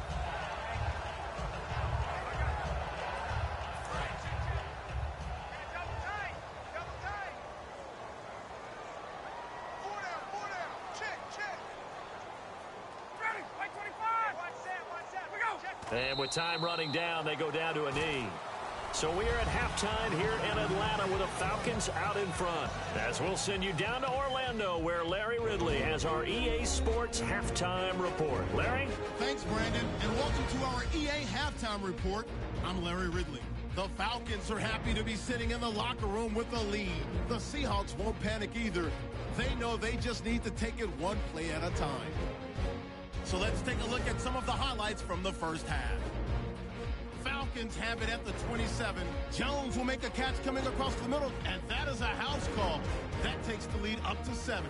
Seahawks have the football midway through the second. Richardson's got the catch here, and this long run goes for a touchdown, cutting the deficit to 17. So that'll bring our halftime report to a close. We'll go back now to the Georgia Dome for the start of the third quarter. So both teams have their marching orders, and we'll get going again here in quarter number 3. This is taken at the 3. Legs still churning. Like a giant pinball. And he'll take it a yard or so past the 20, call it the 21-yard line. Atlanta now coming out on the field. They had a big first half. Now they have a chance to add to that lead here in the opening possession of the second half. And everyone always asks about halftime adjustments, kind of the key phrase. What did you do at halftime? Well, the way they ran offense in the first half, I think they were very calm, congratulatory, but also what they were saying is don't expect them to be the same on defense. They'll be the ones making the adjustments. Let's see what they do, and we'll attack accordingly. And we'll see how they attack here. And I guess, Charles, sometimes when you have a receiver well over 6 foot, you do that. Just put it up there, let him grab it, and he did. And it certainly appears like a 50-50 ball, right? We always talk about that when both sides have a chance to get it, the receiver or the guy covering him. But I think the odds actually are in favor of the offense. They can see the ball coming oftentimes before the defender can get his head around. So I think... And now look at this. Big gain, but a fumble. And his guys will take over at the 30-yard line. All right, let's be frank. You hate the fumble at the end of the play. But prior to that, I liked a lot of what was going on. Tucks it down, takes off, picks up good yardage. But in that portion of the field, that close to the sideline... Step out. Yeah, either get down or get out of bounds. Take care of the ball. Yeah, he had the yards, but then the mistake. Now we'll see what this Seahawks offense has in store with their first possession of the second half. And tough to win games if you're going field goal, field goal, field goal here. They got field goal last time. Now they'll be looking for a touchdown. They're looking for the big chunk now because, as you noted, the field goal way of doing it makes makes it that much harder and puts more pressure on every possession for you now. Go ahead and get 6 and feel a lot more. And Wilson's going to be intercepted a third time. Picked off by Jalen Collins. And his crew will take over with a football at the 35-yard line. I tell you, Brandon, it seems like this guy's been all over the field so far. That's his second interception of the game, and so much of playing deep to defending the pass is all about positioning and technical work on both fronts there. And he's going to be entered, and it's picked off. And a big turnover there as his guys will get the football back. They needed a break. They needed to make a play here in the third quarter. Defensively, they did that. Now they got to go quickly and get some points on the board. And the best part is that they made their own break, taking the ball away. Now they just look at their offense and saying, guys, let's go. Come on, capitalize on this one. And a short gain across the 15 to the 17-yard line. Give them 3 on first down. It'll set up a 2nd and 7. Yeah, that wasn't a big run, just a short one there. But guess what? Sometimes you treat it like boxing. You throw that jab out there, and you throw it again, you throw it again, then you come with a big punch later. Maybe they're just trying to set them up. Well, this is taken in. It's complete. And he's brought down after a good gain. A very nice pickup of 33 yards. Well, even after all those interceptions, he's not deterred, still confident to go deep at work there. I think all the old rules about playing that position still apply. If things go wrong, you still act like you're the best player out on the field. You still carry that supreme arrogance with you and continue to fire the ball. I've seen guys have games like this, and this is where you find out if you're great or not.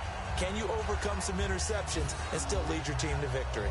And that one was knocked away, and I think the defenders are going to be a little upset with themselves. They made the play on the football, but that one felt like a forced pass by the quarterback. Thought he had someone open. He really wasn't. Maybe an example of having too much confidence in his receiver that no matter what, I'm going to throw it to him. And that was a play made by the defense, and it could have been a bigger one. The busy afternoon continues for Rawls. And he'll lose yardage here, back at the 47. So he loses 3 yards there. Now 3rd down. We just saw another example of how the defense is winning this game. Really at the point of attack, the offensive line is just getting pushed around. I think now as a play caller, you got to give them a little bit of help. Maybe you keep your tight ends a little bit more. Maybe the running backs help you a little bit with the pass blocking. But you've got to help them get some confidence because you can't abandon the play calling right now. And they've got an extra defensive back out there now on 3rd and 13. 3rd and long. It's Wilson. Finding time. And this is going to be caught along the sideline. Nicely done, but right at the line of scrimmage. A loss of a yard, and it brings up 4th. Here's John Ryan now, as they're forced to kick for the 6th time today. That play was well covered. Just tried to check it down. Unfortunately, not able to find any yardage on that one. And the kick's away as he angles this one for the sideline. And no return possible here as they angle this one out of bounds. And time now for the Seahawk defense to take their spots again on the field. They're hoping to keep this margin right where it is, trailing 3rd quarter. Don't want to get down anymore. You're exactly right. They're in no position to give up any more points. They have to keep it in a spot where if their offense does catch a spark and get hot, they've got a chance to come back and win this game. I guess the word manageable, you always want to keep it manageable, right? Make sure that the game doesn't get away, and mentally you look up at the scoreboard and say, there's no chance of us coming back. Partner, it's a lot of fun watching the NFL now, isn't it? Because when the big fella runs routes, it used to be when we were kids, he'd run about 3 different routes, and that was it. Now you can run anything and catch the ball, as we just saw there. Ryan on the handoff. It's Freeman. And he is met at the line of scrimmage, and he goes down right there. The tackle was made by Michael Bennett. Partner, we know today's NFL is really built around the guy throwing the football. But these short runs, they still pay dividends because they can take their toll on a defense, and they can add up as the game goes along. You control the clock, you control the ball, and that way you often control the game. And Brandon, from our time in college football, where receivers weren't running the traditional NFL route tree, one thing they did learn, find open areas, find soft spots, and set up and catch the ball. And I think we just saw that there. Yeah, we saw that indeed, picking up the first. And he's able to get this one down to the 40-yard line.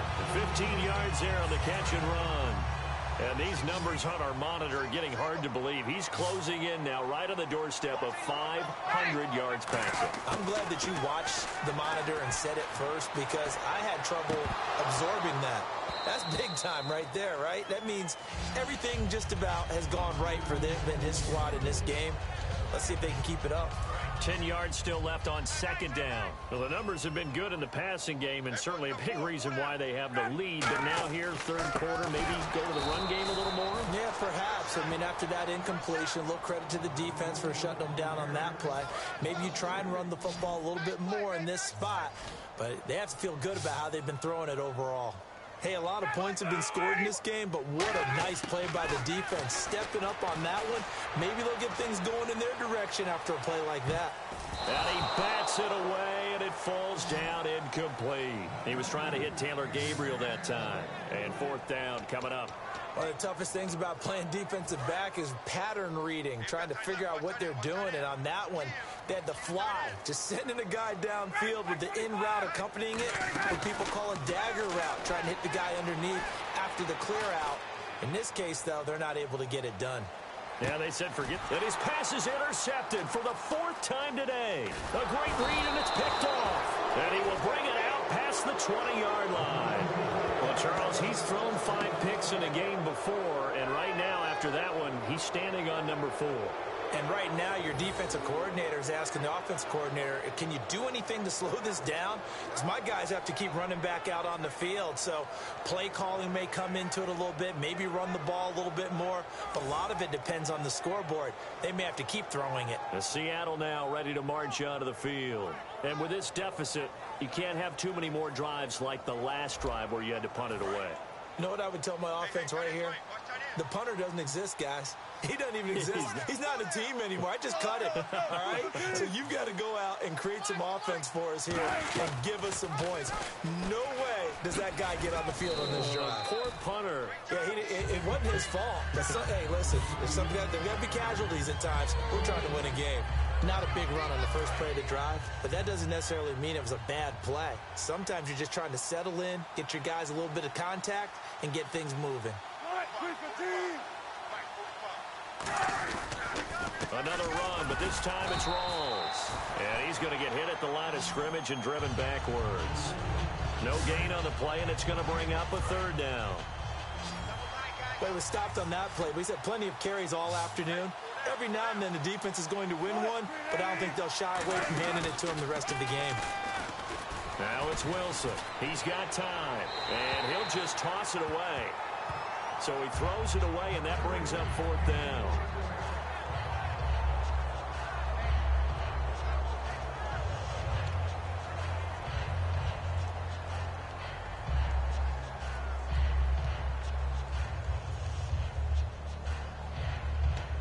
Here's John Ryan now as he's on to punt for Seattle.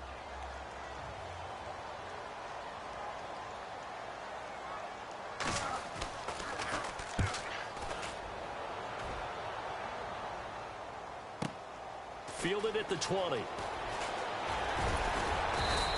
Good blocking there. Nearly sprung him. As it is, it'll go as a 19-yard return. And possession will switch hands, 1st and 10. Matt Ryan and the offense heading back onto the field. And right now, probably just one thing in his mind. It's getting back to the hot start because he's really faded. And ordinarily when that happens, the quarterback, as you know, is usually the leader of the squad. And that's caught inside the 30. And they're able to get this one down to the 25. As a general rule, offensive linemen like to know where their quarterback's going to be when he's setting up to throw the football. But sometimes they just have to get on the run, get on the move. He was able to do that on that play and picks up a first down with a nice throw. Looks like the defense in press coverage here. They come up in an offset eye. Now Ryan on first down. And no escaping this time as he'll go down. They got him for a sack. K.J. Wright from his outside linebacker spot. He comes up to drop him for a loss of 10. Now, that was just absolute perfect man coverage. Nowhere for them to go with the football. Led to a sack. That's really difficult to do in today's NFL with all these gazelles running around that you're trying to cover. And that is caught. Touchdown, Falcons. Julio Jones. His second touchdown of the afternoon. And the Falcons will extend their lead. In order to lead in a game, you're going to get plenty of contributors, but that's his second touchdown catch of this game. He's one of the key guys in this one. And you better believe he'll be looking for the hat trick here as this one continues to go. Bryant now to tack on the extra point.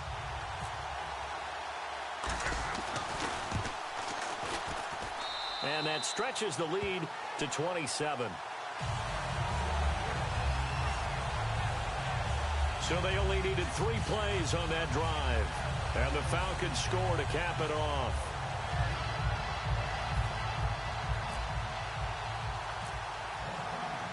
Now after the touchdown, it's Bosher to kick it away. That'll be taken in the end zone. And he won't return this one. He'll go down to a knee, and they'll start at the 25. And Seattle now ready to march onto the field. And down on the scoreboard, certainly needing to avoid what happened on the last drive, punting the football. Sense of urgency has to take over for them here. They know the score. They know the situation. And by the way, the punter no longer exists for their offense. That's how they have to treat this drive. They need points. Big time. It's a loss of 2 there, bringing up second down. With the struggles we're seeing up front for the offense today, they've got to think about changing up their play calling. Some screens, some draws, some quick-hitting plays in order to try and supplement the run game. You don't totally abandon it, but you try and give it a little bit of help. Now Wilson on second down. And he finds a man with a crossing route. And they're going to get this one all the way out across the 45. That one goes for 24 yards. And with that last play, he's now up over that 300-yard mark. And in today's NFL, it almost feels routine. And I hate that when you talk about a 300-yard passing game. To me, 300 yards still signifies excellence, and he's achieved that in this performance. They come out here in the eye. Wilson to give to Rawls. They showed off a nice juke of the defender before the next wave could bring him down. 9 yards is the pickup there, and they'll have a 2nd and 1. This drive is turning into an extended one, and the guy carrying the ball, he's becoming more like a body blows guy. Every carry is putting some damage on the defense. So after a while, I'm not too sure how many guys are going to want to run up and tackle him. Just 4 yards on the pickup, but that's good enough to extend the drive. Fresh set of downs here. 2nd and 1, and people want to run the football. This is where every back in the league is supposed to do exactly what we just saw there. Pick up the first down. Now a toss. This is Rawls. And he only manages a couple here down to about the 38-yard line.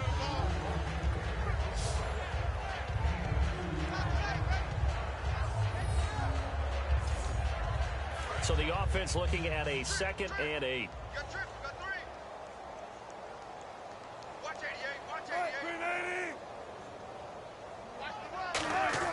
Now they'll throw it with Wilson. And he'll be hit as he releases it, and that'll fall incomplete. The good signal callers would never go back in the huddle and play the blame game because they need those guys to protect him. But on that last one, his offensive line, they lost their leverage very quickly, and that's why they were able to get to him and hit him as he tried to throw the football and force an incompletion.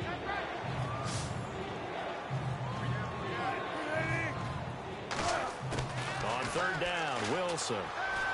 He's got time in the pocket. He finds his man, Baldwin. 15 yards through the air and a 1st down.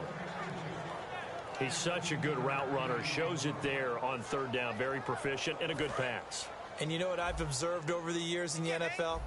The better a route runner you are, the more confidence your guy's going to have in you to go to you in important times because he can trust you being in the right spot, and they connected there and picked up the 1st down.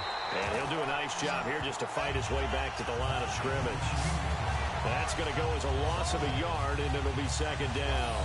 And frankly, Brandon, we're talking about things I'm not sure we ever thought we'd talk about in the NFL, and a lot of that is the speed at the linebacker position.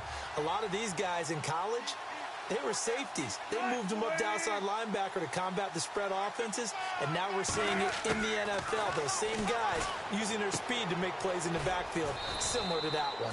And he gets it inside the 10 to the 9. It's a really nice 15-yard pickup, and now it's 1st and goal.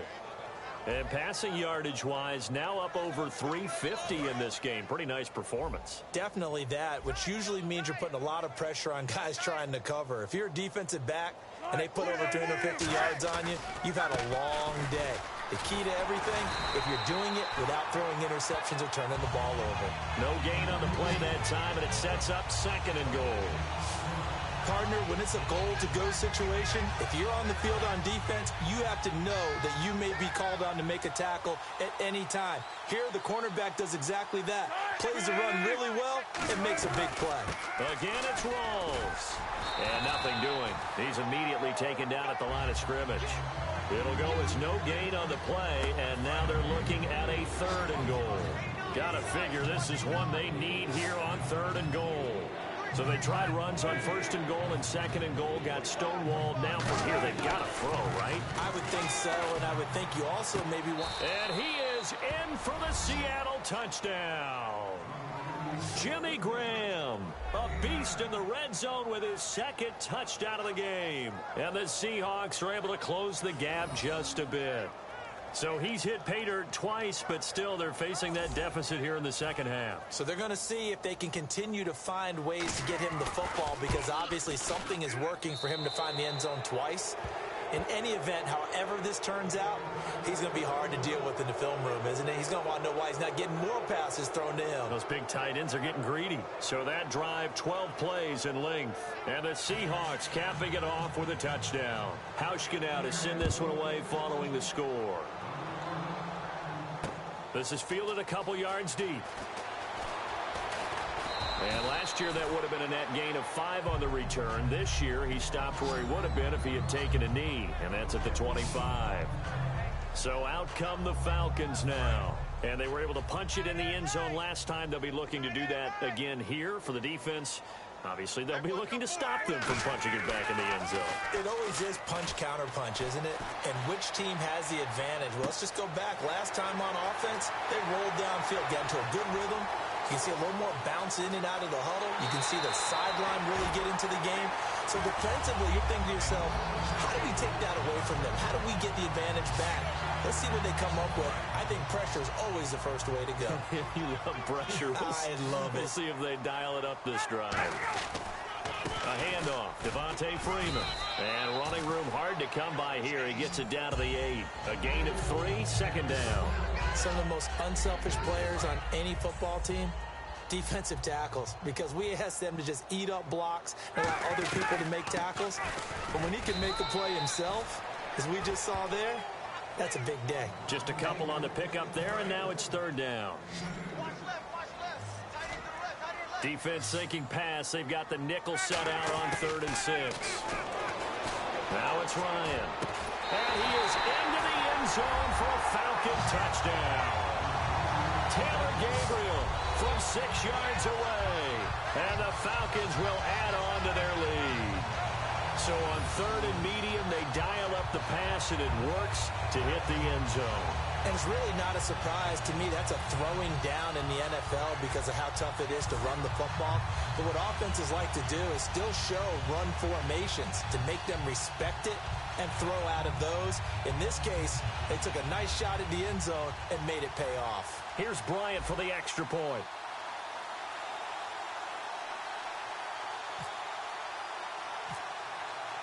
And that stretches the lead to 27.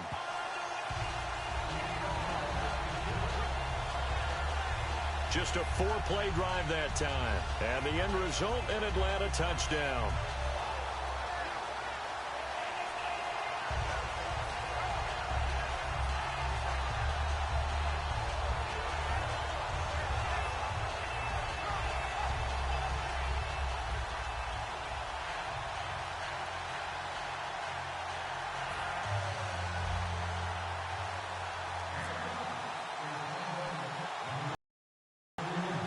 After the touchdown, it's Bosher to kick it away. This will be taken very short. And they'll be set up pretty nicely here as they have it up to the 35-yard line. The Seahawks now, they get set to go back to work. And they're going to need another score. Got one last time, but still down here. When you're playing catch-up, every possession becomes crucial, doesn't it? It's vital. Get back out on the field, punch it in the end zone again. They know it's not easy, but what they do have going for them, they did score the last time. They think they've got a good formula working. And what about the defense? Well, now you're just saying to yourself, okay, we gave up a score last time. What adjustments do we need to make to slow them down now and get the ball back for our own offense? Is it more pressure? Is it more zone? What do they have to do? They're trying to figure that out themselves. We'll see if they can figure that out right here. In the slot on the right is Graham. Again on 2nd and 10, it's Wilson. And seeing nowhere to throw, he chucks this one away from harm. Incomplete. Now it's 3rd down. They got pressure there and only rushing 3. And there's a defensive coordinator right now who is celebrating not just getting home with 3 there, but realizing if that's the type of pressure he can get in the entire game, then his pass defense is going to be excellent. You're dropping 8. Where are you going to go with the football? And for the Falcons, 5 men in the secondary, now on 3rd. From the gun on 3rd down, Wilson surveying the field. Great protection. And incomplete. He had nowhere to throw, so he just tossed it away. But that brings up 4th.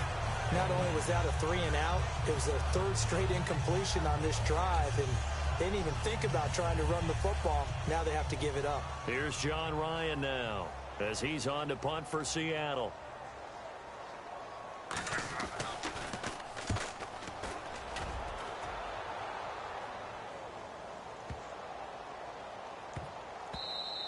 And that one hits at the 7, but bounds into the end.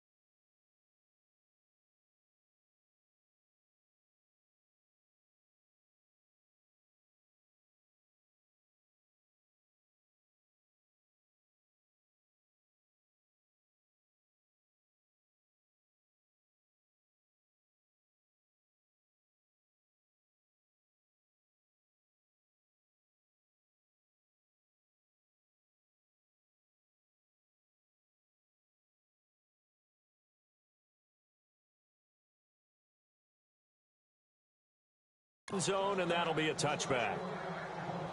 We focus our attention on the Seahawks defense now. And with this deficit, let's be honest, it's time for them to get a stop.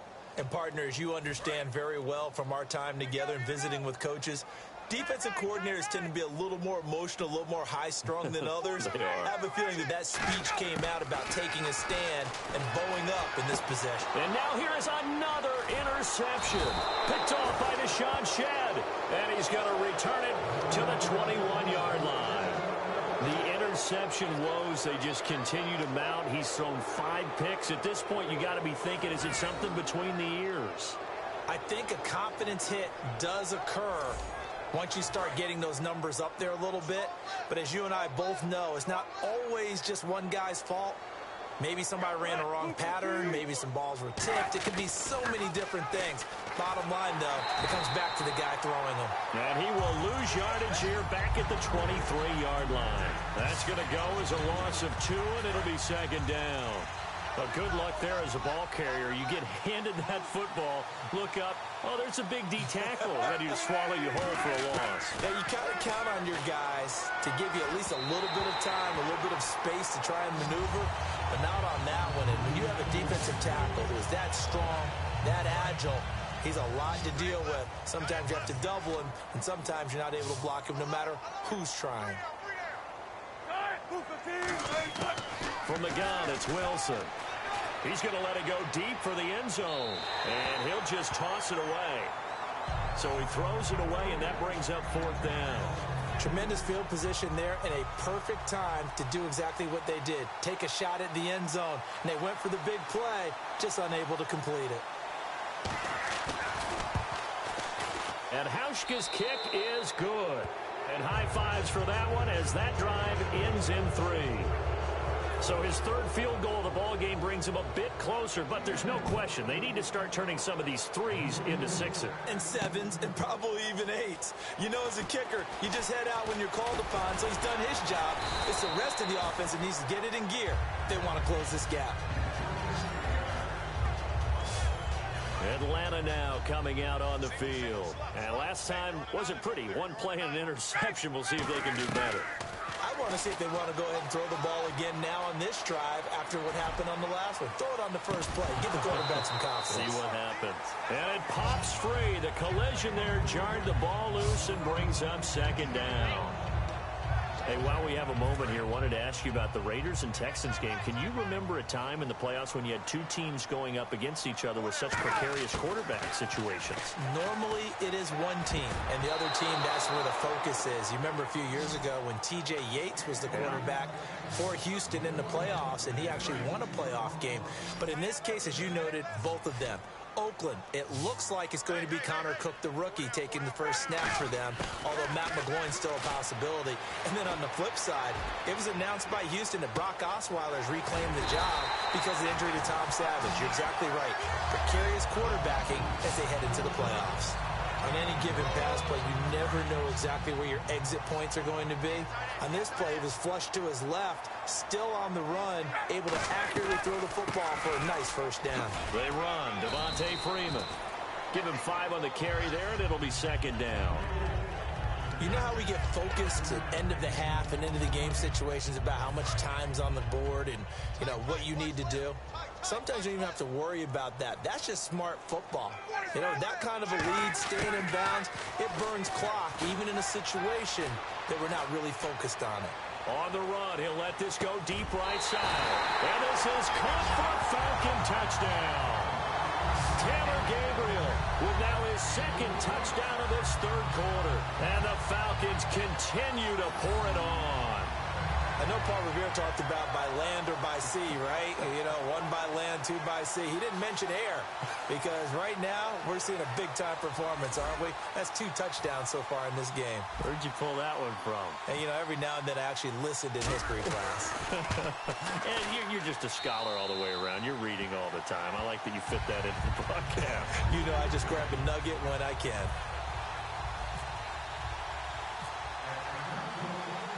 Now after the touchdown, it's Bosher to kick it away. This fielded a few yards into the end zone. And no run back here. This will be a touchback, and it comes out to the 25-yard line. The Seattle now ready to march out of the field. And last time able to get 3. It's not what they wanted. They wanted 6, but they got at least something. They mustered something out of the drive. They'll take it. Just, I like the way you've described it. Not ideal, but they'll take it. Anything to put some points on the board. But this time on offense, they don't even want to see the field goal kicker trot on the field. They want that ball in the end zone. Yeah, they'll be going for 6. Holding offense.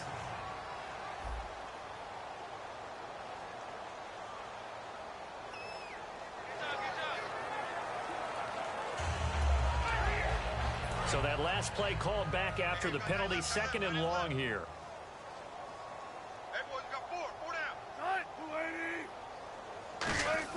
On 2nd down, Wilson. Wide open receiver complete. And he's finally taken down, but not before getting across midfield and across the 45-yard line. So there on that play, offensively, they ran the crossing route. Defense was in zone coverage, so as a former DB, how tough is it to defend that? It's really difficult because your natural inclination is to chase the receiver and maybe leave your zone. So you have to have discipline in order to talk to your other coverage guys and let him know that that receiver's crossing from your zone to the next zone. He's coming your way. Make sure you have him. And then when the ball is actually thrown, secure the tackle. When they're moving on crossing routes, if you miss a tackle, it usually results in a big play. Final minute now of the third quarter. Rawls, the lone man in the backfield. And they'll give it to him here. And not much. Maybe a yard down to the 23. Grady Jarrett with the tackle.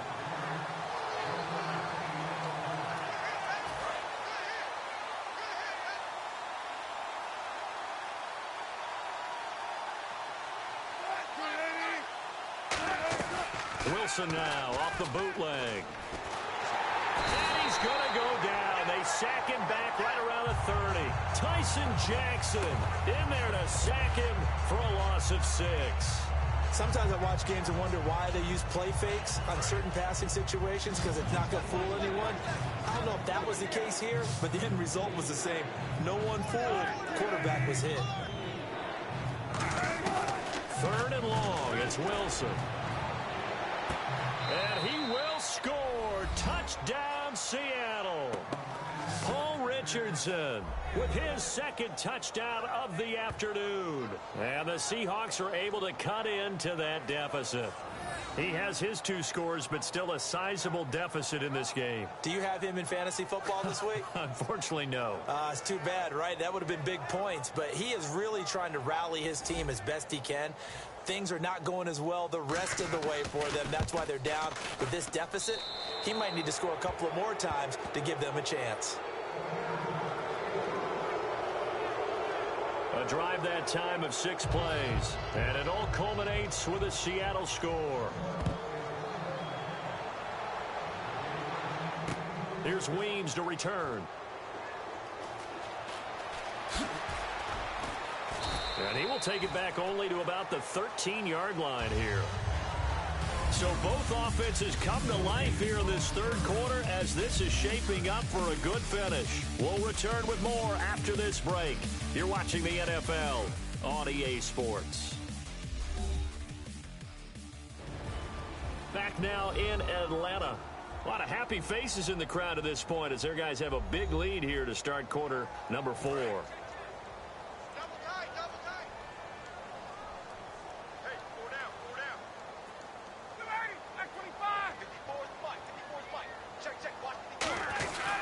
The drive will start with a carry by Devontae Freeman.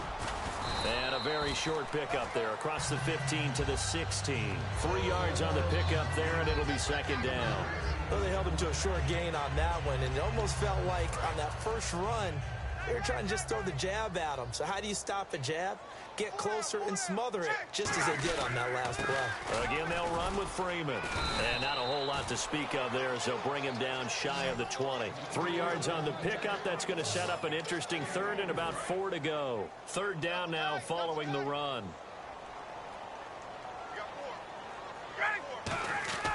Ryan. And it's a short one here, complete to the tight end. Good defense holds him to only a yard, and it'll be 4th down.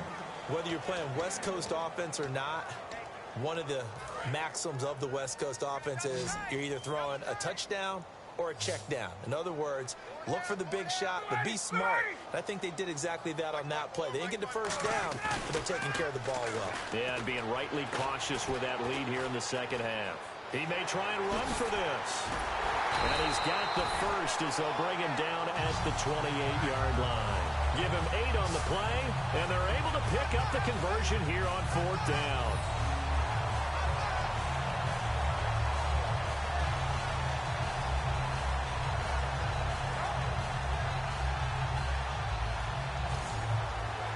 So here we go, 1st and 10 now.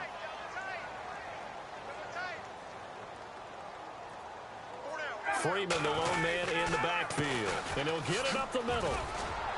Fights off another. I think the second tackler would have learned from the first. And they get him down, but not before he takes it across the 40-yard line. When a coaching staff sees their team run the ball this successfully in the 4th quarter, they're really excited because you can plan for a running game all you want, and want to press that advantage when you get it. But for the most part, it's a little bit of a surprise. And right now, they've got to keep that going, want to continue to grind out the clock because it's definitely in their favor at this stage of the game. Can they close the game out and continue to do exactly what we just saw there, and that's run the football?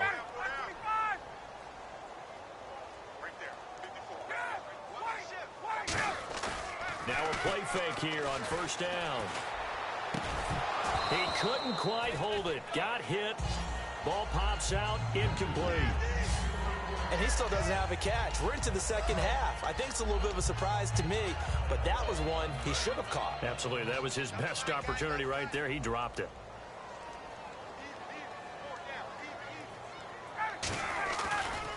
The former Indiana Hoosier here, Tevin Coleman.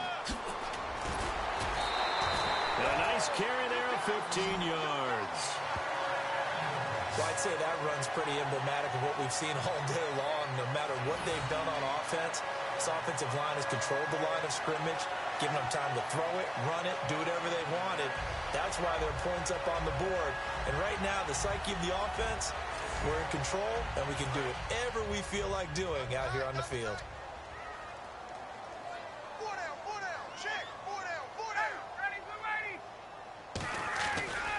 They stay on the ground. Again, it's Coleman. A strong running.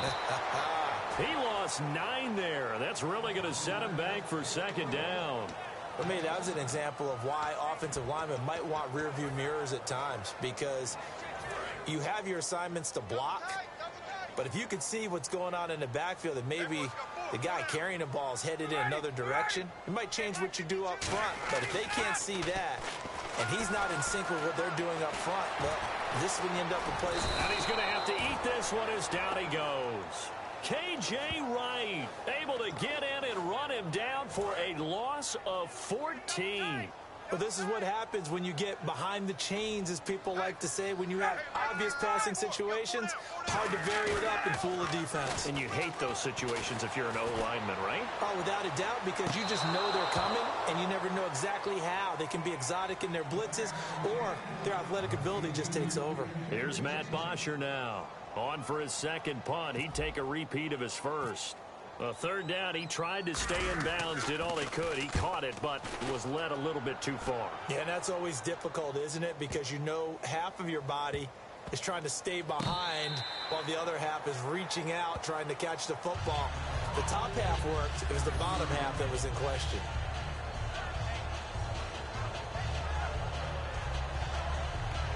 Seattle now ready to march onto the field. And they're hoping to capture some of that magic they had last time out when they were able to put together a scoring drive. But they're still down here, Charles. Not the major concern, though, because of what you talked about. They scored the last time out. They feel good about themselves. They feel like their game plan is now in effect. They know how to attack and what plays they want to put together. But they've got to keep it moving in the right direction because, as you did note, they are down on the scoreboard. Nothing on that one. It'll be second down. So 2nd and 10 here.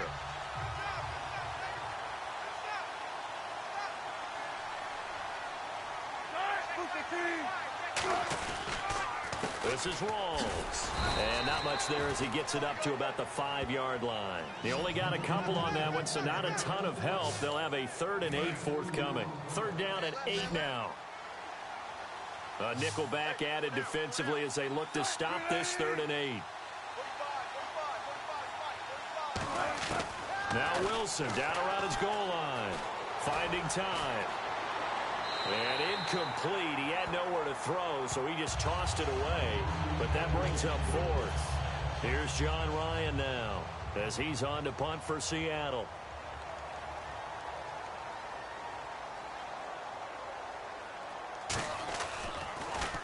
And he's able to get it out of there, and this is a pretty good kick. That's taking it around the 40. A good return there. Call it 13 yards. And the Falcons are set up well to begin their drive as it'll begin in enemy territory already. And the Falcons now making their way back out onto the field. They're out in front. Last time they had to punt it away. We'll see if they can add to their lead now. They don't want to go out and punt it away again. This team now wants to get a cushion, put people away. They want to run their offense and have it end up in the end zone.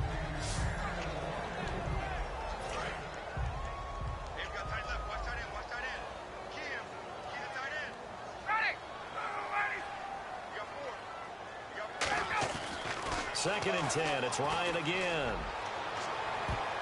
That's incomplete. Nearly another pick. My goodness. Well, an incomplete pass certainly doesn't look like a good play. For the guy throwing it today, as many interceptions he's thrown, he's got to feel a sigh of relief that the ball actually hit the ground and didn't go in the other direction. So incomplete on 2nd down. Now they'll look to convert here on 3rd. On 3rd down, Ryan. And they're going to bring him down. Back across midfield at the 45. Cliff Averill coming in to drop him for a loss of 8, and it'll be 4th down. Looks like Ryan's going to stay out there. Indeed, they're going to try for this on 4th down. I remember when I was a kid, all I wanted was a nickel so I could get that soda down at the fountain. And guess what? The nickel came into play well. 5 deep. That's caught inside the 20. A big connection on that one. 39 yards. And defensively, they just don't seem to have much of an answer for this passing game. Not at all. Look at the confidence that's exhibited here. With that type of a lead, clock on their side, instead of running it, they're still throwing it, trying to pick up first downs and keeping the football. So after that big play, let's see if they can catch their defense maybe on their heels. From the red zone now, here's Ryan on 1st down. And he's got his star receiver. It's Jones for the Falcon touchdown. Julio Jones. A 15-yard touchdown grab. And the Falcons add on. They were still throwing with a comfortable lead here late, and now that lead even more comfortable. And your first thought is there bad blood that went into this one ahead of time, that maybe they're seeking some revenge or they just don't like them? But the other thing that always hits me is, are they worried about playoff positioning? Right? Are they worried about, do you need enough points in case there's a tiebreaker that comes into play later? And the lead will grow by 1 more.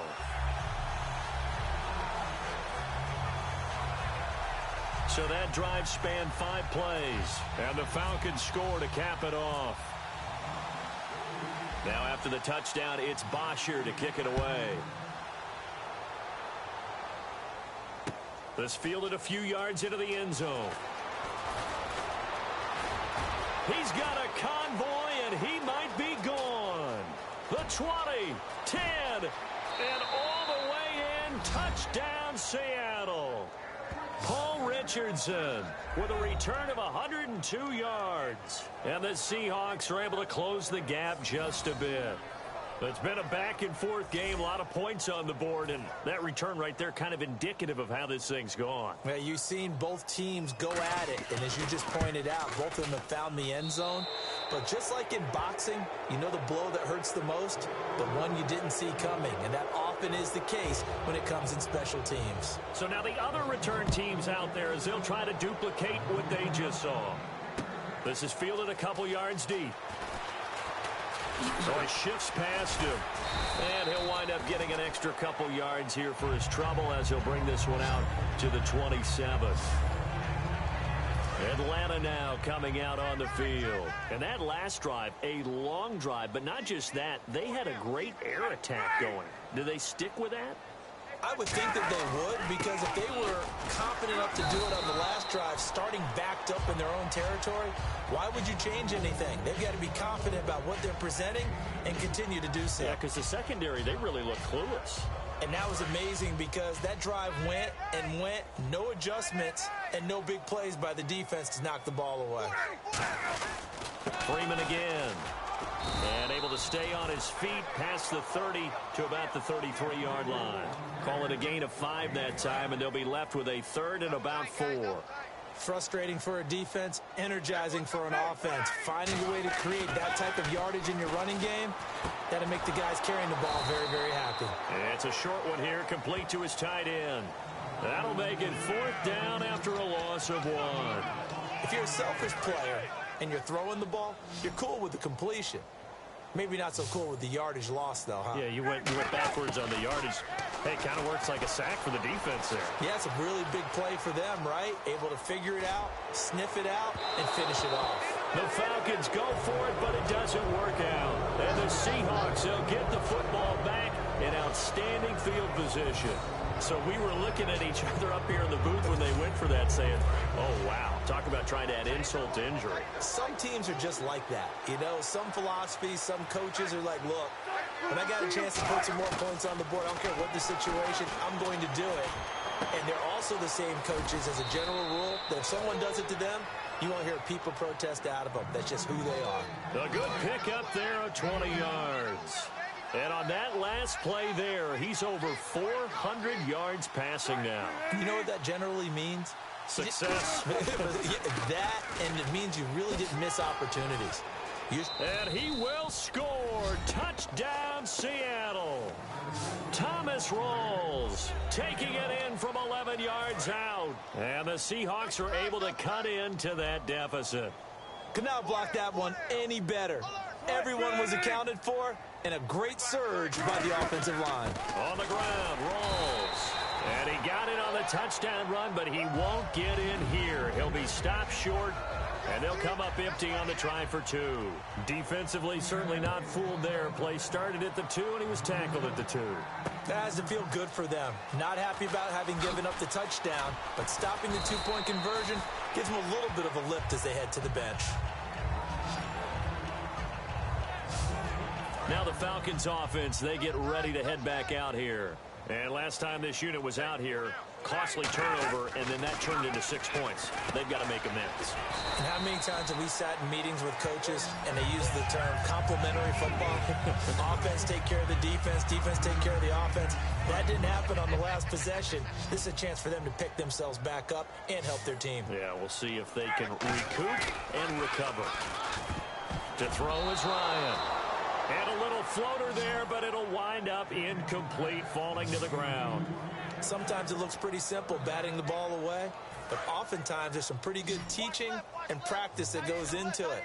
Being able to get to the receiver, not interfere, and get his hands through the football and knock it away. Eluding the pressure right. It's caught. Jones. Past the 20. Touchdown, Falcons. Julio Jones, 70 yards, and the Falcons will extend their lead. And let's count them up now. 1, 2, 3, 4 touchdown receptions for him in this game. And just one shy of the NFL record. What a great performance. Going up and catching the football, creating space, and finding the end zone. That's what it's all about.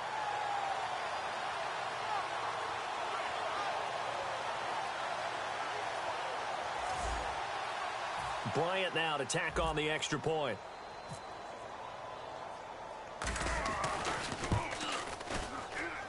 And they open the lead up now to 25 points.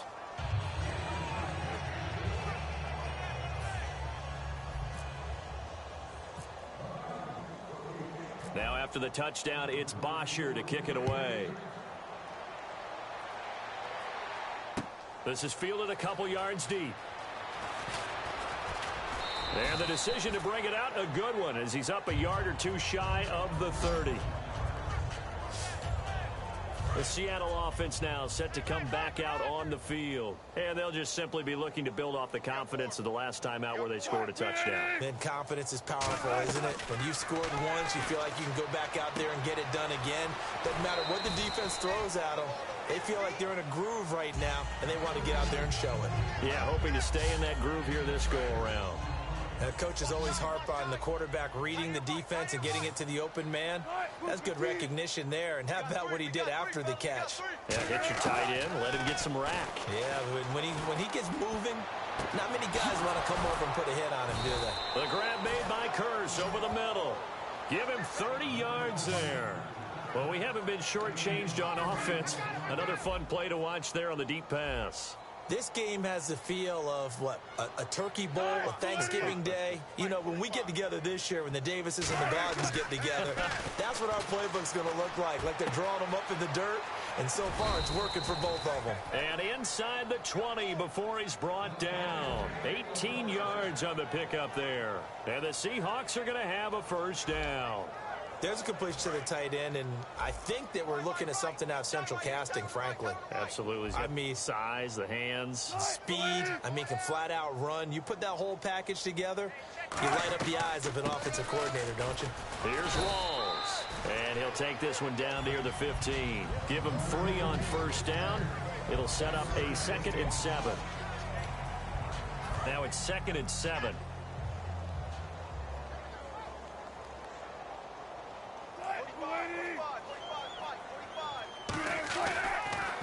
Wilson gives to Procise on the delay. And he is going to lose yardage here. They'll wind up losing 3. And now it's 3rd down. So, Brandon, when this offense gathers together to watch tape for this game, they're going to be feeling pretty good about themselves until the coaches get upset about the play we just saw. But you know their defense is going to be. But we put up big points all game long. The defense is going to win one every now and then. Only a yard on the pickup there, and it's going to leave them with a 4th down. Their already slim hopes are going to ride on this one. They'll go on 4th down.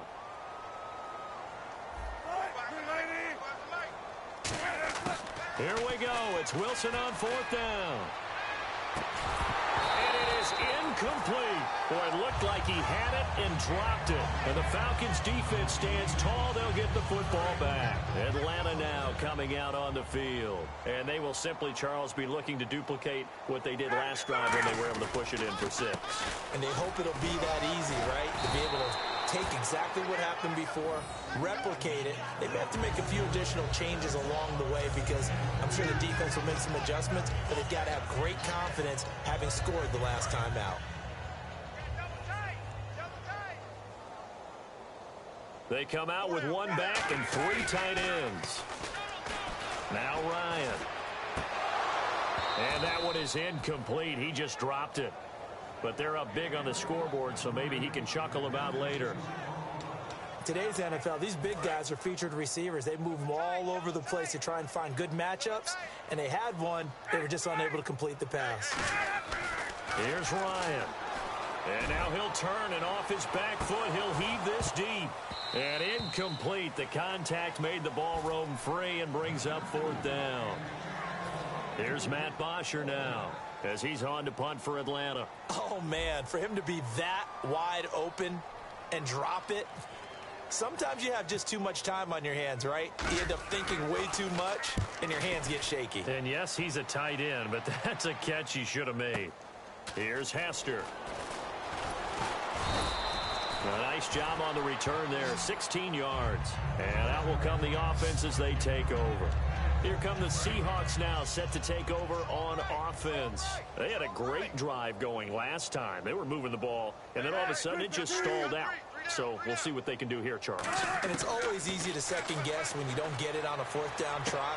But they had to like the feeling that they had going on offense. They want to continue to see if they can capture that again on this drive and maybe get in the same position. Yeah, and that's, I mean, like I said, they were moving the football. It's not like they went 4 and out, so I don't think it's a deal where the offense doesn't have confidence. No, I agree with you totally on that one. If anything, they may have gained more confidence. Okay, they stopped us once. That's all right. Let's keep moving it. Make them do it again. It'll be a pickup of just 2, and they're going to face a 3rd down. Defense looking to hold serve one last time here on 3rd and 7. Got to give credit where it's due. Really nice defense on that play. The pitch and catch was successful, but not any run after it. Here's Wilson. He's got time. And this is going to be incomplete.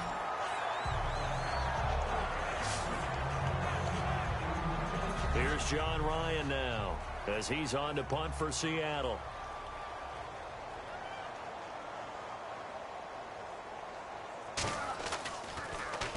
He's averaging just under 50 yards a punt as he gets this away.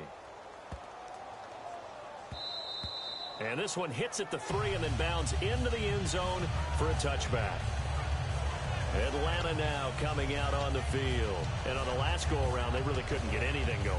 They had to punt from deep inside their own territory, which means you're going to lose the field position battle as a general rule. What they're looking for now is a little more consistency, move the ball at least a few times on offense, get a couple of first downs, and hopefully flip the field. Yeah, just something to build off of. That's what they're looking for here. I guess they figure with a guy who is that hot downfield, who knows how to get the ball into the end zone, you throw it up and give him every opportunity, even though that one fell incomplete. Yeah, he's already been in the end zone multiple times. Tried to target him again deep there, but unsuccessful. That catch good for only a yard, and it'll be third down. Good throw, good catch, but I really like the route. The drag and being able to run away from defenders, hard to stick with them for that long. Yeah, better against man than zone, or better against man, because now you're running away from someone and you're not running into a defensive player in another zone. Oh, there's that man again. It's complete. A big play there. Ryan to Jones. 41 yards. Usually hitting a deep post pattern, as we just saw there for a big gainer, that's tough to do because you usually have a safety or two in the middle of the field. But if you hit enough crossers and underneath routes and curls, you start to get those guys creeping up, wanting to make plays on the football. It's the equivalent of a changeup in baseball. You show your other stuff, throw the changeup, and on that play, it worked for big yardage. Not a run that you're going to write home about, but still a good first down run. That's what an offense calls staying on schedule. 3 to 4 yards on first down, you're set up very well for the rest of the drive. 2 yards the gain there, and now they're left with a third and about 4 for a first. A nickel look by Seattle on third down. Yep, 5 defensive backs now. Finding Gabriel complete, and he'll take it into the end zone. Touchdown, Atlanta. Taylor Gabriel, 32 yards. And the Falcons continue to pour it on. And now we've hit that stage of the game, partner, where one of our predecessors, one of the great commentators of all time, he used to sing in this situation when this game appeared to be over. I know the fat lady's been singing for some time. No, not her at all. This is one of our guys. But she's singing too. Oh, she's singing. She's on like the 5th tune. Yeah, she left Scales way behind. But he used to sing something about turning out the lights. The party was over. That time a 6-play drive. And the end result, an Atlanta touchdown. Now after the touchdown, it's Bosher to kick it away. This fielded a few yards into the end zone.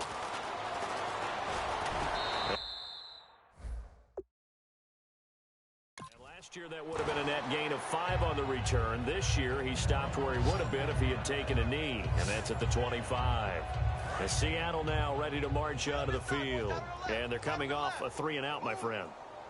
I think they've got to look at that play sheet and go to a spot that they haven't gone before. Time to shake things up a little bit to try and get this offense moving. Okay, so how do you do that? How do you shake things up? You look at what you've called before, realize it hasn't worked so well. Go to something else. And maybe try and find one of those special plays from one of your better players, and maybe try and hit something big and get things going in the excitement area. So an excellent throw and an excellent catch there. Zone coverage, which means you just have to find the open areas in between defenders. That's exactly what happened on that play. Give them 13 on the pickup there. And it's good enough for a Seattle first. Well, that's what you're looking for when you want to throw the ball downfield. You want one of those guys who can play out on the perimeter, can play out wide, who can not only get open, but when they're covered, can uncover themselves downfield. And no escaping this time as he'll go down. They got him for a sack. Jonathan Babineau in there to make the sack. He buries him for a loss of 10. And plays like that really hurt play calling. They had a really nice gain on the previous play, but gave about half the yardage back on the sack. Excellent pressure up front. Nowhere to go with the football. Down he goes.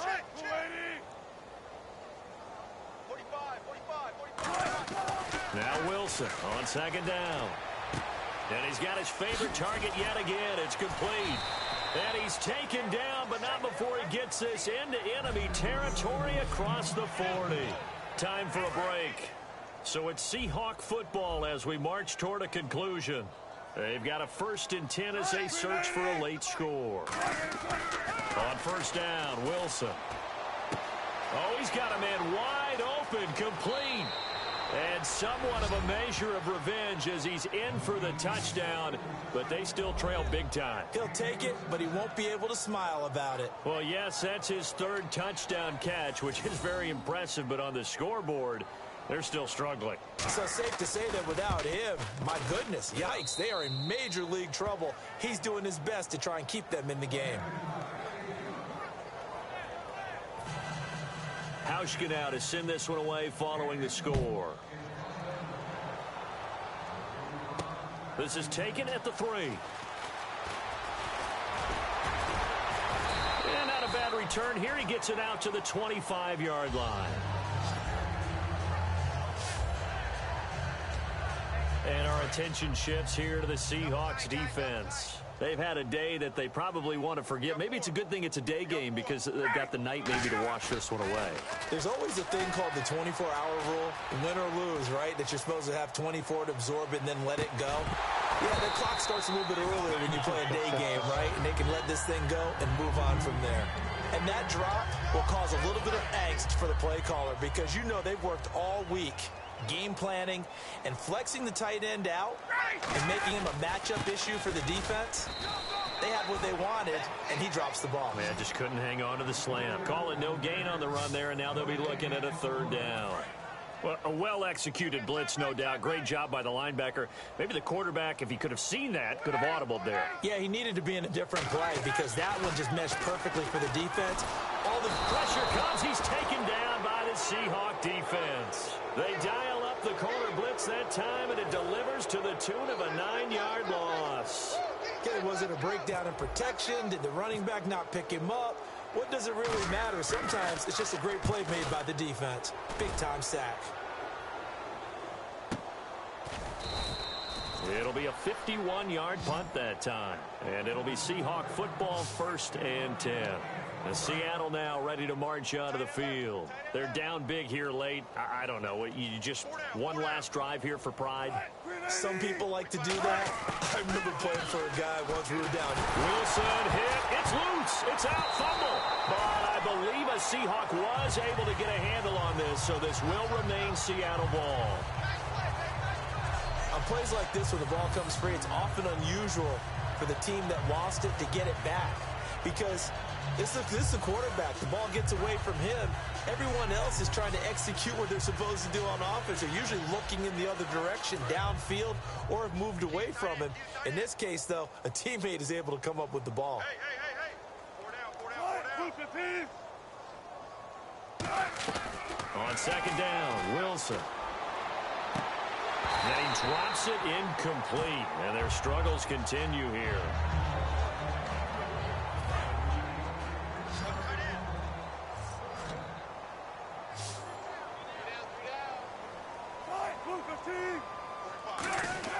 Third and long, it's Wilson. He's got time in the pocket. And that one drops incomplete as he got popped as he was throwing it.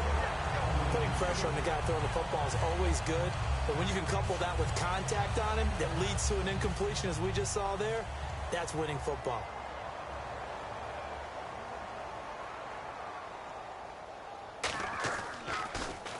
He gets this one away, and boy, it's another boomer. This is taken at the 23. Nice job bringing that one back. 14 on the return. And possession will change here with very little time remaining in this contest. And on the outside, they're playing press coverage.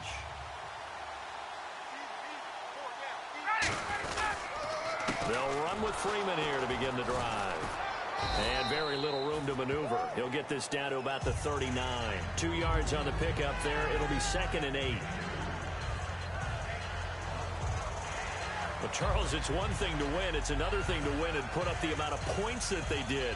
Boy, were they clicking on offense. They can't help but feel great about themselves, can they? I mean, what a game to put up that number of points, continually feeling like they're moving the ball and things are working and clicking. They think that they can bottle this and carry it with them. And as an offensive coordinator, you just don't think you can do anything wrong. Whatever you call, run, pass, it's all going to work. That's called being in the zone.